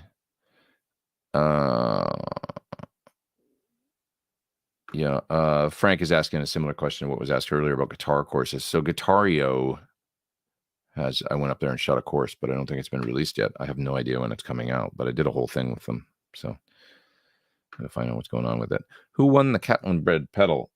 It was his name is Reed, right? I got that right. Yeah, Reed. Gene Spliced. Reed won the pedal. So congratulations, Reed. I randomly selected his email without looking scrolled through the mailbox up and down, up and down, up and down, and hit the screen. That was the one that popped up. He's the grand winner. The big winner. Who's the big winner? Reed's the big winner. Okay, this is a super chat from Sligari. What do I think of trainer amps? I have a YCV 50B combo from 2005 that rocks. That's cool. I don't really know that. My first amp was a trainer. Being Canadian, I had a 10-watt solid state trainer combo in the early 80s. So there you go. And, you know, the Bassman, did I just say that? The Bassmaster? What the hell does the matter with my brain? The bass, what is it? The bass... It's called Bassmaster, right? The YBA1 or whatever. Is that what it's called? Am I making that up? Anyway, YBA1 was basically a Marshall. Killer. Big old transformers. You can still find them relatively cheap for a vintage amp and have them modded into something beautiful or just restore them to stock, and super cool. My old buddy that I haven't talked to for years, Patrick from the band Sloan, he was a big user of those. He used to use the funny little heads, the dark whatever they were called, the dark something or other, and then he had 412s with those little tube heads, you know. Always look cool up there using those.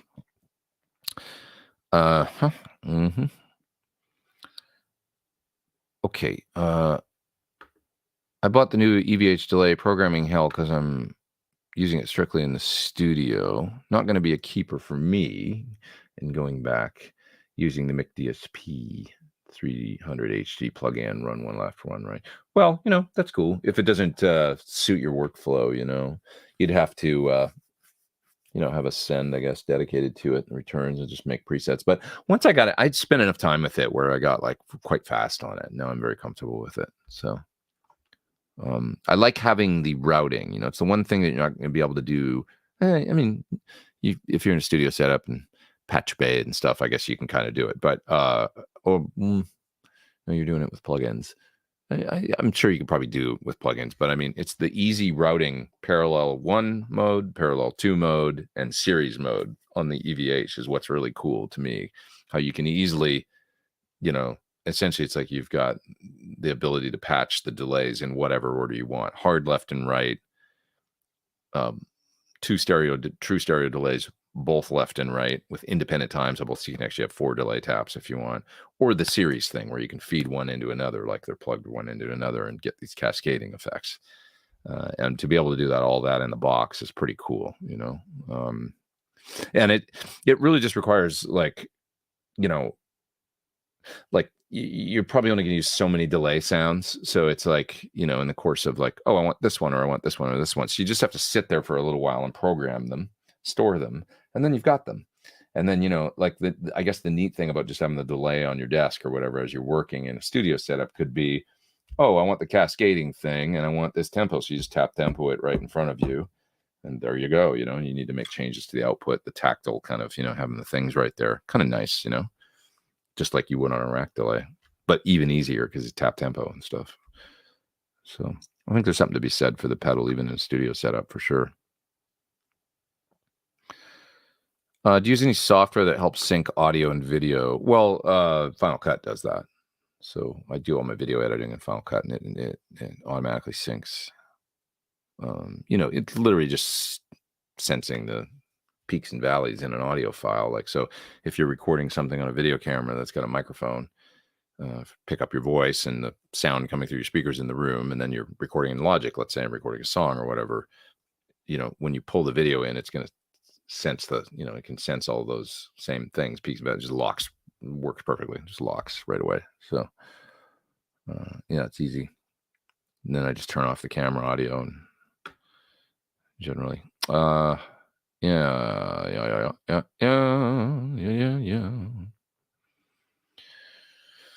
I've used black ink. That's interesting. To stain fingerboards. Black ink on a rosewood board, Bernie LP custom. I know they the Bernie's, Friedman actually has one. He's got a Bernie, but it's got kind of a light rosewood board and it looks a little weird. So but that's interesting. Higgins Black India fountain pen ink. Kind of scary putting it on a vintage guitar and hoping it looks cool, right? But I guess one thing to explore. How do you like to warm up before a show? Just play a little bit. Just get my fingers moving. you know, I'll do simple chromatic exercises or play through hard parts of a set, you know, go over solos a little bit and just make sure my hands are, I got to get the blood moving in my hands, generally get the left hand sync with the right hand. That's important for me. I find it hard to just pick up a guitar and go straight on stage. I can do it, but it's not that comfortable for me. You know, if I did it, I mean, I'm all right. Like, you know, 5 songs in, I'll be there warmed up, but it's just kind of a little, I would rather be warmed up, you know. Let's see what else we got here. What platform? Oh, I already did this question. Video of your new rig would be great. I'll do it. I'll do it. Do you have any tips on recreating the 80s Landau Huff Lukather cleans and leads tones with a pedal board? I mean, I would say, you know, an H90 is probably your friend. Yeah.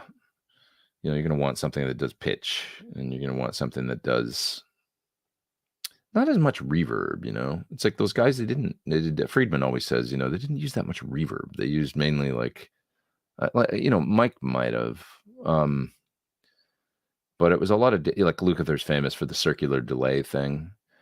Well, he's famous for a lot of things, but, you know, using circular delay, which is basically a multi-tap delay that kind of goes, you know, all different times, you know, maybe it's 3 distinct delay times, left, right, center.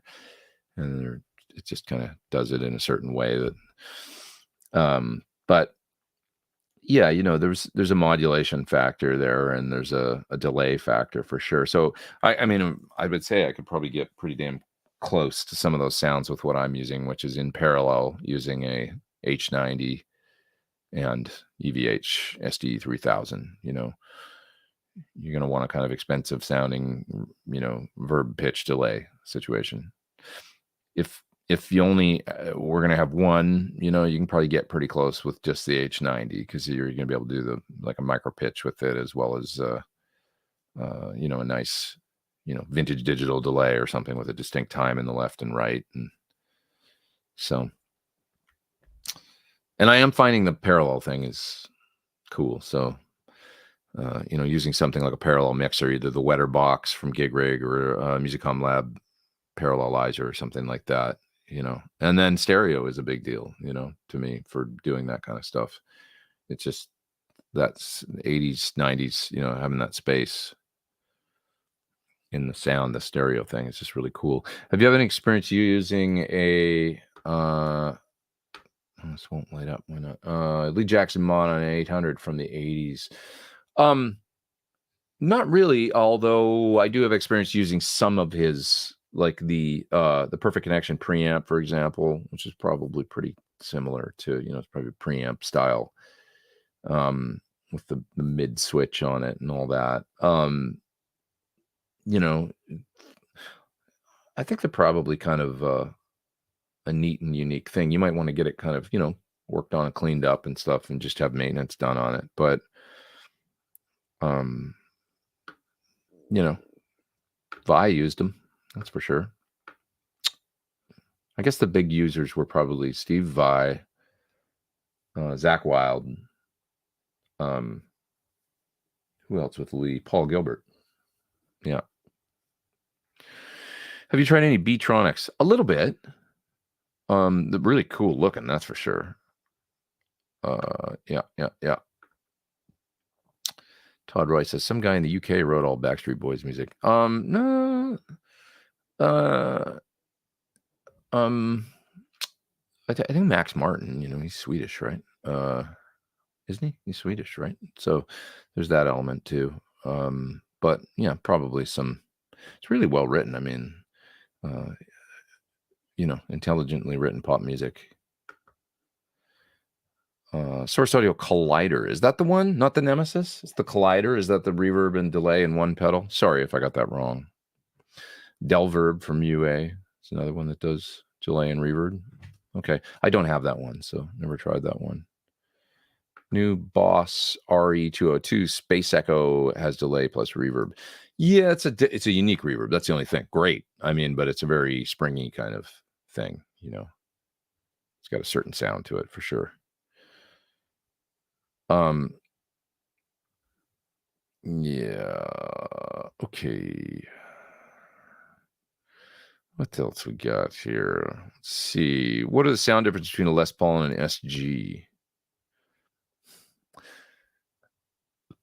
I always think of an SG as being, I mean, it's no hard and fast rule here, you know. If you get a nice SG with like PAFs, it's going to be, you know, probably in many ways very similar to a good Les Paul. But I always think of them as being a little more spanky angry.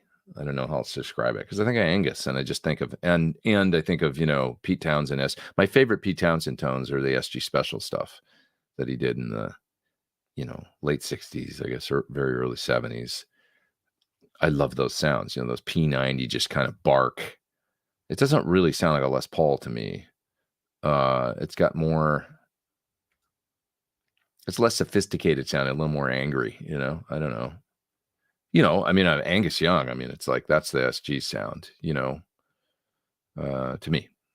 So just a little more mid snarly and direct. And, you know, Les Paul's a little more broad to me, a little deeper bass, I would say, you know, like my Les Paul Custom. I mean, I have an SG. I know there's one sitting right back there. Where's my SG? But when I think of the differences, like I just think it's got a little more mid-range punch an SG, and then a Les Paul is a bit deeper and more broad. You know, it's kind of funny because like for as popular as Les Pauls are and as beautiful as they were and all that stuff, there's actually like really something to be said for maybe they're not the coolest sounding Gibson. Like there's like, you know, there can be no one right thing for everything, but I will say 335's got a hell of a lot of character and kind of more personality than most Les Pauls that I've played. Like a Les Paul is great, a great thing, and a good one is magic, you know, and they can be very heavy or they can be very light and they can sound radically different because of that. But like my old custom, it's just a run of the mill, but it's got a weight to it. It's probably 10 pounds and it's got a deep bass that sounds really cool for heavy stuff, you know, for big grindy hard rock. You know, it's deeper and grind and bigger sounding than say my R9, which is a bit more, you know, or my Yaren, which by design is a lighter guitar and more the Jimmy Page thing, middle position, you know, that thing. It's a little more air to it. But I will say my 335 is like, it's real low whine pickup too, and the bridge on it. But man, does it just sound like it's just got this air around every note that sounds like really cool, like a lot of personality on the 335. It's the one guitar that I remember taking it to rehearsal, and people going, "Wow!" Like Melissa Etheridge. You know, I played one song on it. She goes, "You got to take that on the road. That guitar sounds so cool." You know, and she just like, you know, when you get a response from the artist about a guitar that you're working with, it's pretty cool. Usually it's just kind of like you're picking up different guitars and they're not noticing. But when they turn around and look and go, "What's that?" That's cool. She's a real guitar fan though, so I guess that makes sense. Yeah. Do you recommend Shure SL68 for bedroom levels? Well, it can do it with the master, but it's not really what it's designed to do. It's kind of a lot of amp for that, you know. If you're only going to be playing in the bedroom, I would say it's not really, you know, sure you could do it, but it's a lot of amp for just doing that.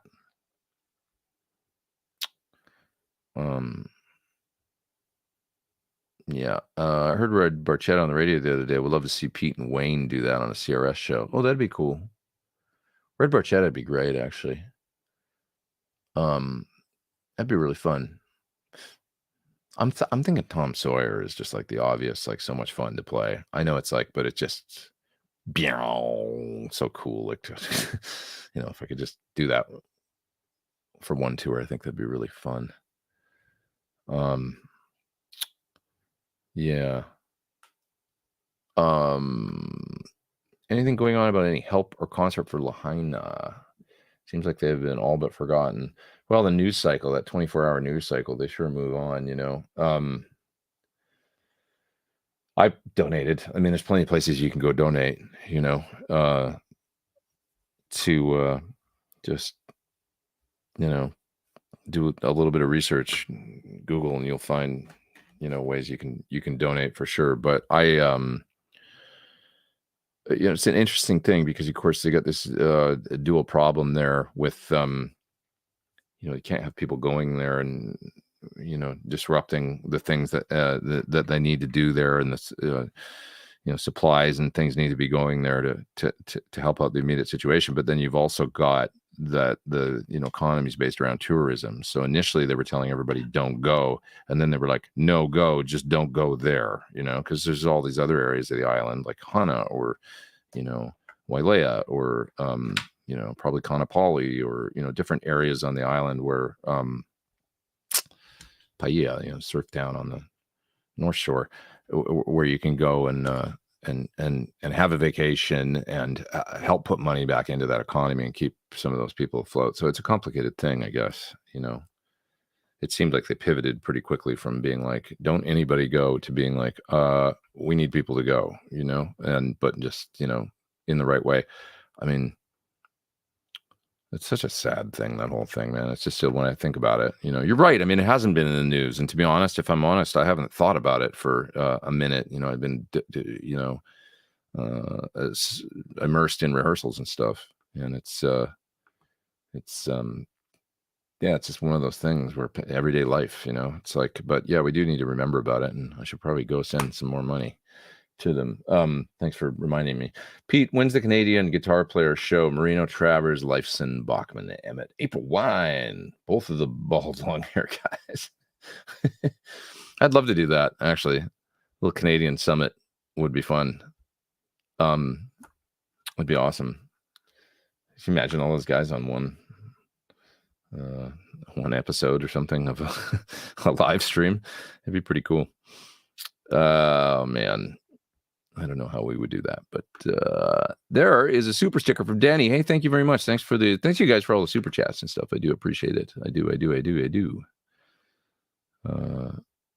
I'm going to hang around for another, it's 1:30. I'm going to hang around for another 10 minutes or so and then split because got to get going, get a bunch of work done before tour and stuff. So, yeah. Okay. In a 2 amp into 1 cab and stereo, do I need to simultaneously switch between both amps, clean and dirty? Which amp? Oh, sorry. In a 2 amp into 1 cab, that's stereo. Which radial product do I need to simultaneously switch between both amps, clean and dirty channels? In a 2 amp, so you're using both at the same time in stereo. Which radial product do I need to simultaneously switch between both amps, clean and dirty channels?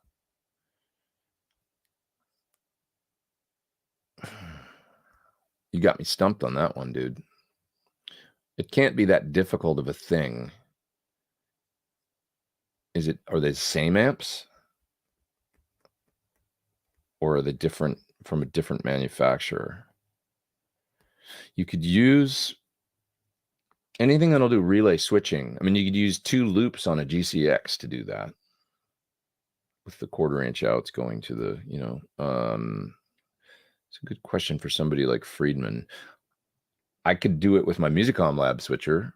I'm just not sure about radial, you know, in particular radial, but like on my Musicom, I can have function 4. It's got 4 function switches that let you out of 1/4 inch outputs do up to 4 switching things. So you would just want one to one amp, one to the other amp, and you would hit both those function switches at the same time or store them in a preset to turn on when you hit a certain preset, and they would both change. It is important to know that that every time that you generally, if you go from the clean channel to the dirty channel on an amp, you're probably flipping phase on the amp. You don't know it when you're just using it in mono, or if your stereo stuff is down the line or whatever. But if you were to, let's say, run 2 amps at the same time, this is a problem that Chris Cornell encountered when he was using PT100s, because he wanted to be able to switch on 1 amp to the dirty channel but not the other one. He wanted to leave it on the clean channel. When you do that, you're going to be out of phase all of a sudden. And that's true for any channel switcher. You know, every time you're switching an amplification, you know, or often, you know, you do another gain stage and all, it flips the phase every time. So it's yeah, in order to stay in phase, it gets complicated. But if you're switching both at the same time, it probably won't matter. You know, if you're using two different kinds of amps with two clean channels, you know, and then you switch to the two dirty channels, if they're in phase, in theory, they'll probably be in phase when you flip, but you got to try it. You have to try it. And I'm just not sure on radial. I'm sure they've got something that probably does that, though. Well, that's a good question. I'm looking around the room here as though I, you know, would find something that would answer that. I'm not sure about radial in particular, but there are things that will let you do it. Probably a Boss ES8, you know, similar. You can do multiple different switching over a 1/4 inch, you know, relay.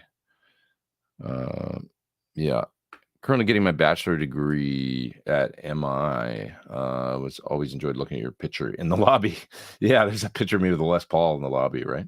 If it's still the same one. Thanks. I appreciate that. That's a long time ago. It was like 2007 or something. How would you describe a clean setting? Best of luck to you at MI there, by the way, Joaquin. How would you describe a clean setting on a Plexi compared to a Fender clean sound? Ooh, I would say it's a little more stringy mid-rangey and a little less mid-scooped. Plexi cleans are really, I like Plexi cleans actually, you know, really cool. But yeah, that'd be my main observation is that, you know, Fenders are cleaner in the front end, bigger bass, it's more sparkly, less mids. And the Plexi is going to be, you know, also can get quite clean if you just set it the right way, but it's going to be a little stringier and midier, a little more British, a little more clang in the tone rather than sparkle. Yeah. How would you get the Jimmy Page tone for Cashmere? I'd have to go listen to it actually. It's largely about the tuning, you know. I played it on tour a couple times. I did it at a cover gig recently. I'd have to go listen to it, to be honest, and I can't do that right now, but I'll get back to you on that. But the main thing is the tuning, you know, and then, you know, a good tone, a good core tone that's not too dirty, because you're going to let those open strings ring, you know. It's so easy. Once you figure out how Jimmy did it with the tunings and stuff, it's not a hard part to play at all, you know. It's like, there's a lot of people that try and play Cashmere and they do it in some weird fingering, and it's like, no, dude, just put it in the right tuning, and then it falls under the fingers like nobody's business, you know, and you're like, oh, that's how he did it. You know, it's so cool. Yeah. Yeah. Jimmy's things generally aren't hard to play. They're just very creative in the way that, you know, he'll put the guitar, it's like Soundgarden. He'll put the guitar in a certain tuning and then it all just comes together and you're like, oh, there it is. But it's a mystery until you figure out the tuning. And the tuning's a big part of the sound to me. So that's where it all starts there. But I'd have to go listen to the tone to listen about flanger or anything. Never realized that the Fender Strat was considered mid-range for Fender and Jazzmaster was the top range. Yeah, they intended the Jazzmaster to be the top of the line. It was more money. That's true. Never really shook down that way, but it's kind of interesting. Earthquacker devices, Dispatch Master, good sounding reverb delay pedal. It is. It's real cool, real simple to use, 4 knobs. I'm not 100% sure how well it would work in parallel. Might be great. I said 100% wet. I'm just not sure, but like about mixing it in a parallel mixer and making sure you can get 100% wet and all that. It might be, but I just haven't tried it with that particular pedal. So for those that are asking about parallel and a delay reverb option, maybe on that one, you know? Yeah. Okay. Just getting to the last few, going through the last few questions here. Someone know a good online store for secondhand guitars? Well, I guess Reverb is a good place to start because it's every online store. But you know, yeah, if you can find it on Reverb, it's basically, I mean, there's a whole bunch of dealers on there that advertise, so that would be a good place to start.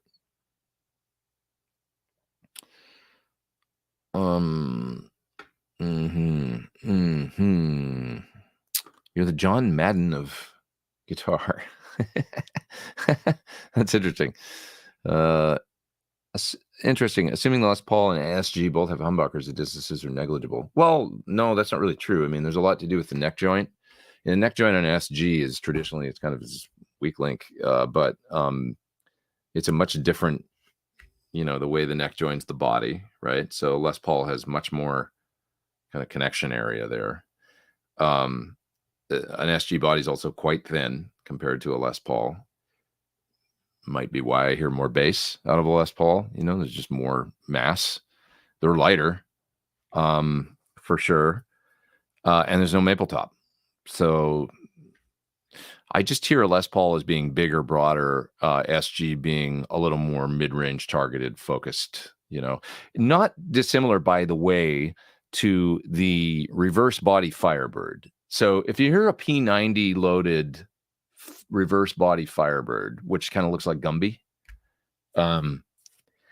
they have a similar sound to the SG, and it's a very similar construction. It's sort of if you can find one, it's kind of a poor man's SG special, I guess. They might be a little cheaper. But it's a similar construction, mahogany body. It's actually a bigger body. There's more wood there.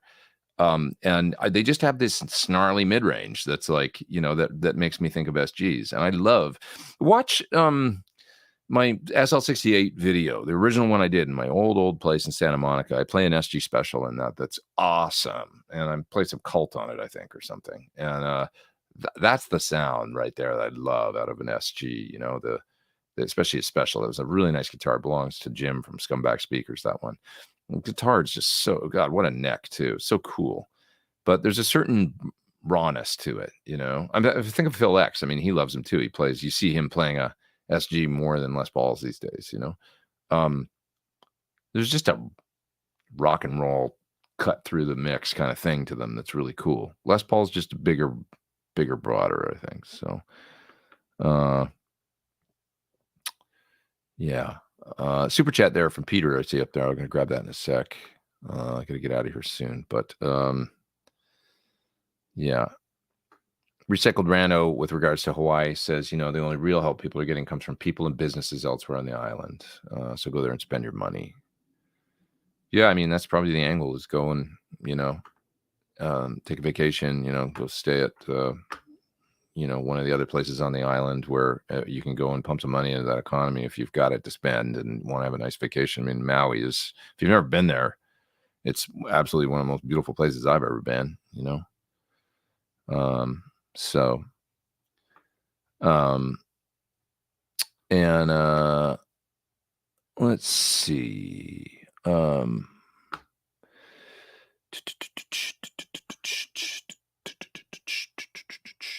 What else we got here? Reading through your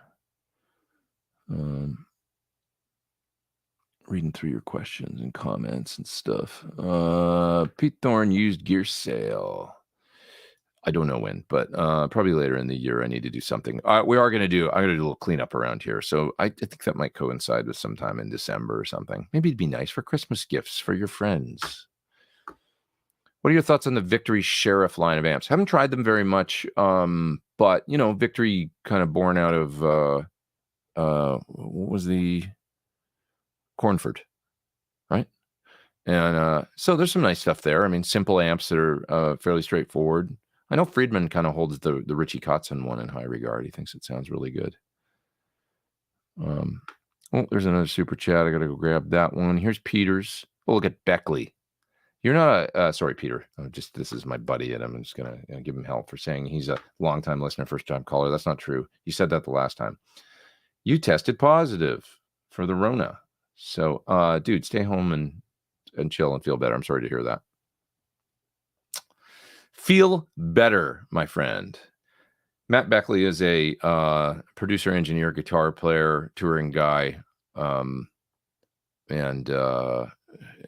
fellow Los Angeles resident. Peter Evans, thank you very much. Great show today. Of course, you have lots of videos in the works. Yeah, it's many. There'll be one coming for that aforementioned Noble Screamer. Look forward to hearing about the tour.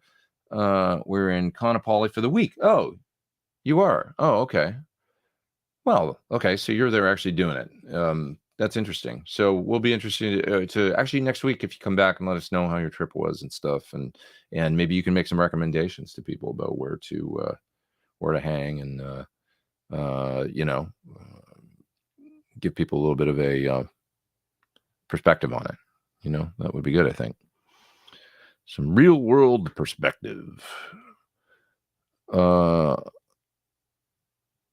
Let's see what else we got. More of a metal amp, but do you have any experience with PV Triple X? Probably played through one once or something. Not very much, I know more about the older ones, the VTM and stuff. I played a little bit of one of those recently, actually, and they're cool. Steven says, I love Kim. You're, of course, talking about Mr. Kim Mitchell. I love him, too. What a great guy. Great, amazing guitar player, singer, songwriter. He's a legend. Universal Juveniles is a desert island record for me. Yeah, man, that and Akimbo Logo, 100%. And he's got a lot of other great records, too. Killer. What did you do to your IR cabs in two-note software? What do you do to your IR cabs? What do I do to them? Very little. I'll use generally a 57 and a condenser, the 40-50 maybe, or maybe a ribbon, and I have them blended with the other mic a little lower than the 57. I kind of put the distance just up a little bit at maybe 9 or 10%, and the off from center anywhere from 9 or 10% all the way to the middle, and just blend them together and get a sound. That's it, really. Yeah. Tom says the difference is you're going to break the neck or the headstock on an SG. Yeah, they're very delicate, and the neck body joint is tough. Is the Firebird a one-piece neck? The Firebird is, yeah, I think it is actually. My friends that I remember, he had a 65 reverse body, and it was all mahogany, mahogany slab kind of body, not like the other Firebird that was the weird construction and stuff. Glue in neck. And really similar tone to an SG Special, just because it's just super similar in the mahogany P90 kind of thing. Yeah.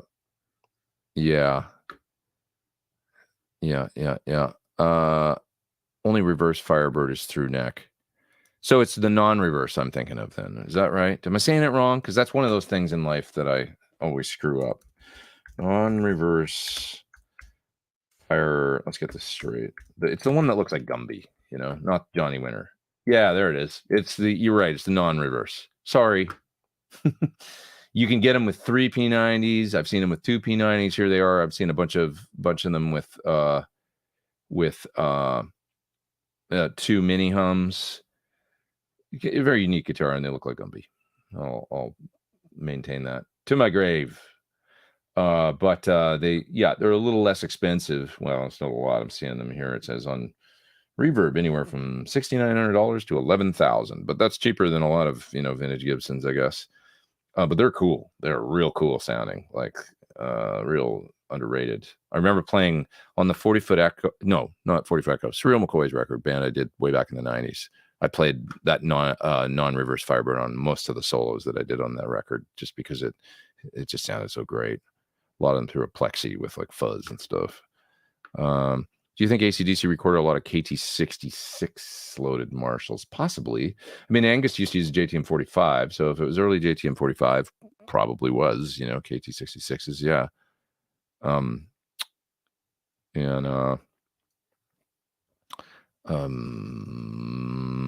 Malcolm, maybe not. Maybe. But probably more he was a super bass guy, I think. Didn't he used to use super bass a lot? And so it'd be probably 34s, I would think. Do you have any tips on, I already answered this one, 80s Lando, how fluke with H90 and, maybe the EVH delay or the SD3000 delay, and just put them in parallel and rock out. Tell us about Frank Symes. Saw him with Don Henley in the 90s. He can rip. Okay. Yeah. He was the guy that coincidentally owned the Firebird that I've been talking about. Thank you for the super chat. He's a brilliant guitar player, a brilliant guy in general. He's a great magician, amazing card tricks, and he was like a multifaceted dude. He's a fascinating guy. He grew up in Japan for the first 14 years of life because his father was an American military lawyer, and is it MacArthur? He was his lawyer or something. and mother was Japanese, and so he grew up over there, military base. Thinking so, Japanese was actually his first language, I think. So speaks fluent Japanese as well as English. As a player, once he landed in Los Angeles, he ended up, arriving sometime in the very early 70s, a magical time in LA. He went to Fairfax High School, and, a lot of people went to Fairfax High School, like Flea and all kinds of people, a lot of musicians that ended up in famous Los Angeles bands. His father lived down around San Diego, but he wanted to be in LA, and his dad let him move. Imagine this, this was very like late 70s, or sorry, early 70s and late 60s. But at 15, he was living in LA on his own, attending high school, and he put himself through school and everything. Did it however he did that, I don't know, or maybe his dad helped him, but he was living on his own, I think, in LA. And he got in a band called the Whiz Kids, which was they played a lot with Van Halen. They were more of a glam. He told me a lot of stories about playing with Van Halen back in the day. They were more like a glam band, a little more Bowie, Mott the Hoople, or T-Rex, I guess. A little more like that, and stylistically and stuff. To their clothes and stuff. And they would all play Gizzaris or the whiskey or whatever. And I think Gizzaris, as I understood it, I just clearly remember him telling me there was two stages, and one band used to play on one stage, another band used to play on the other stage. And there was a lot of healthy competition between the bands. So he'd like, we'd play a set. We had all the girls dancing and stuff, because we did a lot more like kind of like glam, and kind of just Van Halen was a little more hard rock. So like they'd get up there and like, but they've also played stuff by like, Kool and the Gang and stuff, I think, like did, their covers of that was danceable and stuff. So Dave was always trying to get the girls or whatever, like involved. But of course they did lots of ZZ Top and like, covers and stuff like that too. So they used to kind of have this healthy competition. But Frank told me about Eddie lending him his Showman for one night when his amp died, and Eddie gave him an amp to use. And he also told me that they used to hang out in the back alley and drink Schlitz and stuff, because they'd show up with a Adidas bag full of cans of, beer or malt liquor or whatever, because they, it was expensive to drink or whatever in the club. So they just bring their own, hang out in the back and have a couple beers or whatever, and then go in and play their sets. And so he told me all kinds of stories about that. And another guy I was in a band with then, Jimmy Volpe. He was in the band with, I was in a band with this guy, Frank, that played in the Whiz Kids. And so that's how I knew him for so long, and know about him. But another guy, Jimmy Volpe, who's a great drummer, he played in a band called Smile. You'll see posters from these days, the Whiz Kids, Smile, Van Halen, from the early days. These guys were all in these bands. And he told me a lot of great stories about Van Halen and stuff too. They were all in that same circuit, like 75, 76, 77, 78, playing around LA. So it's really interesting. So then Frank ended up in the 80s with Martha Davis from the Motels, playing with her for a while. Then Warren Zevon, got a gig with him, and eventually with Don Henley around the late 80s.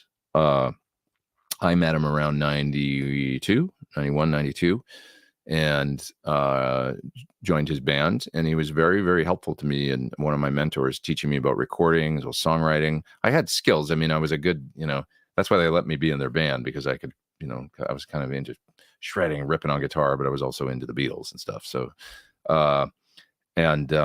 but he, I was super green. He was about 37, 38 when I met him. I would have been 19, 20. I was underage. I remember playing in some of the clubs that we were playing in. I had to sneak in at sound check and stay in the club, or otherwise I risk getting kicked out, So, and I just learned so much from him about stage presence. And the most important thing I learned from Frank would be to always give it your all. Like, whether you're in a club with 3 people in it, and I witnessed him do this. It wasn't an act, he just loved playing guitar, and he never phoned it in or played like lazy or whatever. He always went for it. And he also taught me never apologize. Oh, sorry, we screwed up that song. Never do that. Like, never, always play it off. Always, like, he was very confident and very like, is the number one thing he taught me was always go for it, because you never know. And when we think about Van Halen playing for Ted Templeman or something in 1977, getting signed, there was a very few people there. I think it was pouring rain or something that night, and the club was kind of empty, and the Warner Brothers people were up there watching or whatever, and they played like they were on fire, like, and killed it. Because you never know, right? When, so when people are watching, just because there's very few people there or whatever. So I remember playing a gig with Frank once. I was playing bass and he was playing guitar, and I can't remember. I think this guy Ronnie was playing drums. We're playing in Whittier, California, at this pool place, and there was like a great big room with like 5 people in it on like a Thursday night. There was almost nobody there, and we started playing. We did Hendrix and Zeppelin and all kinds of stuff, and we're playing, and he just was like ripping it like he always did. And those 5 people that were in the club were at the front of the stage after a couple songs and just going, yeah, like totally into it. Like and I always remember that and going, man, that's how you do it. You just go for it like all the time. You never, give people, like, they're there to see a show and that's it. And I always admired that. The very first gig I did with him was in Corona, California, where Fender is, I guess, one of the Fender factories, at a kind of cover band bar. And he had just gotten the gig with Mick Jagger. And I remember him saying, I've got to get, like, he had a Mick Jagger rehearsal this day. It was his first one, I think. And he said, Mick's, he didn't cancel the gig. He was like, I got to make it to this gig by 10 o'clock or whatever our set started. And Mick, to his credit, actually paid to truck the gear out. He said, no problem. I'll get you your gig in time. And he did the rehearsal and he paid. So an equipment truck shows up and these guys, a cartage truck, start loading all Frank's equipment in, his amp and a small PA that we used in the club and stuff like that. And I was like, that's crazy, guys. There's a Mick Jagger rehearsal, then busts his ass to get out to Corona, for a cover band set that night, and got up on stage and we played all these covers. And I just was like, this is crazy. This guy's like Mick Jagger's guitar player. That seemed like it was a big deal, still a big deal. But it was like, to me at a young age, I was like, I think I found myself in a good, as a great role model for me to learn from and stuff. And sure enough, he was, we did a lot of good work together. And eventually we got a record deal. And I also remember making a record with him, Mad Hatter Studios in Silver Lake. I don't know if it's still there. It was Chick Corea's place. And we mixed there.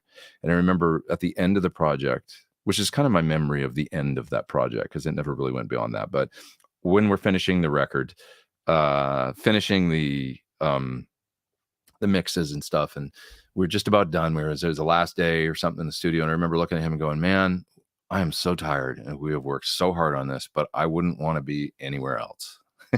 And that's the way I felt about it. I was just so happy to be doing what I loved for a living. Felt like I'd made it to like we'd got a record deal. It got me out of working a day job. It got me out of like struggling, and we made it happen. And I was so into it and just wanted to pour my time and my effort and stuff into that with this guy, and that's my memory of Frank. So that's the story about that's, and the whole time that we were doing that band and everything, he was out doing tours with Don, also with Stevie Nicks. He got a gig with Stevie Nicks.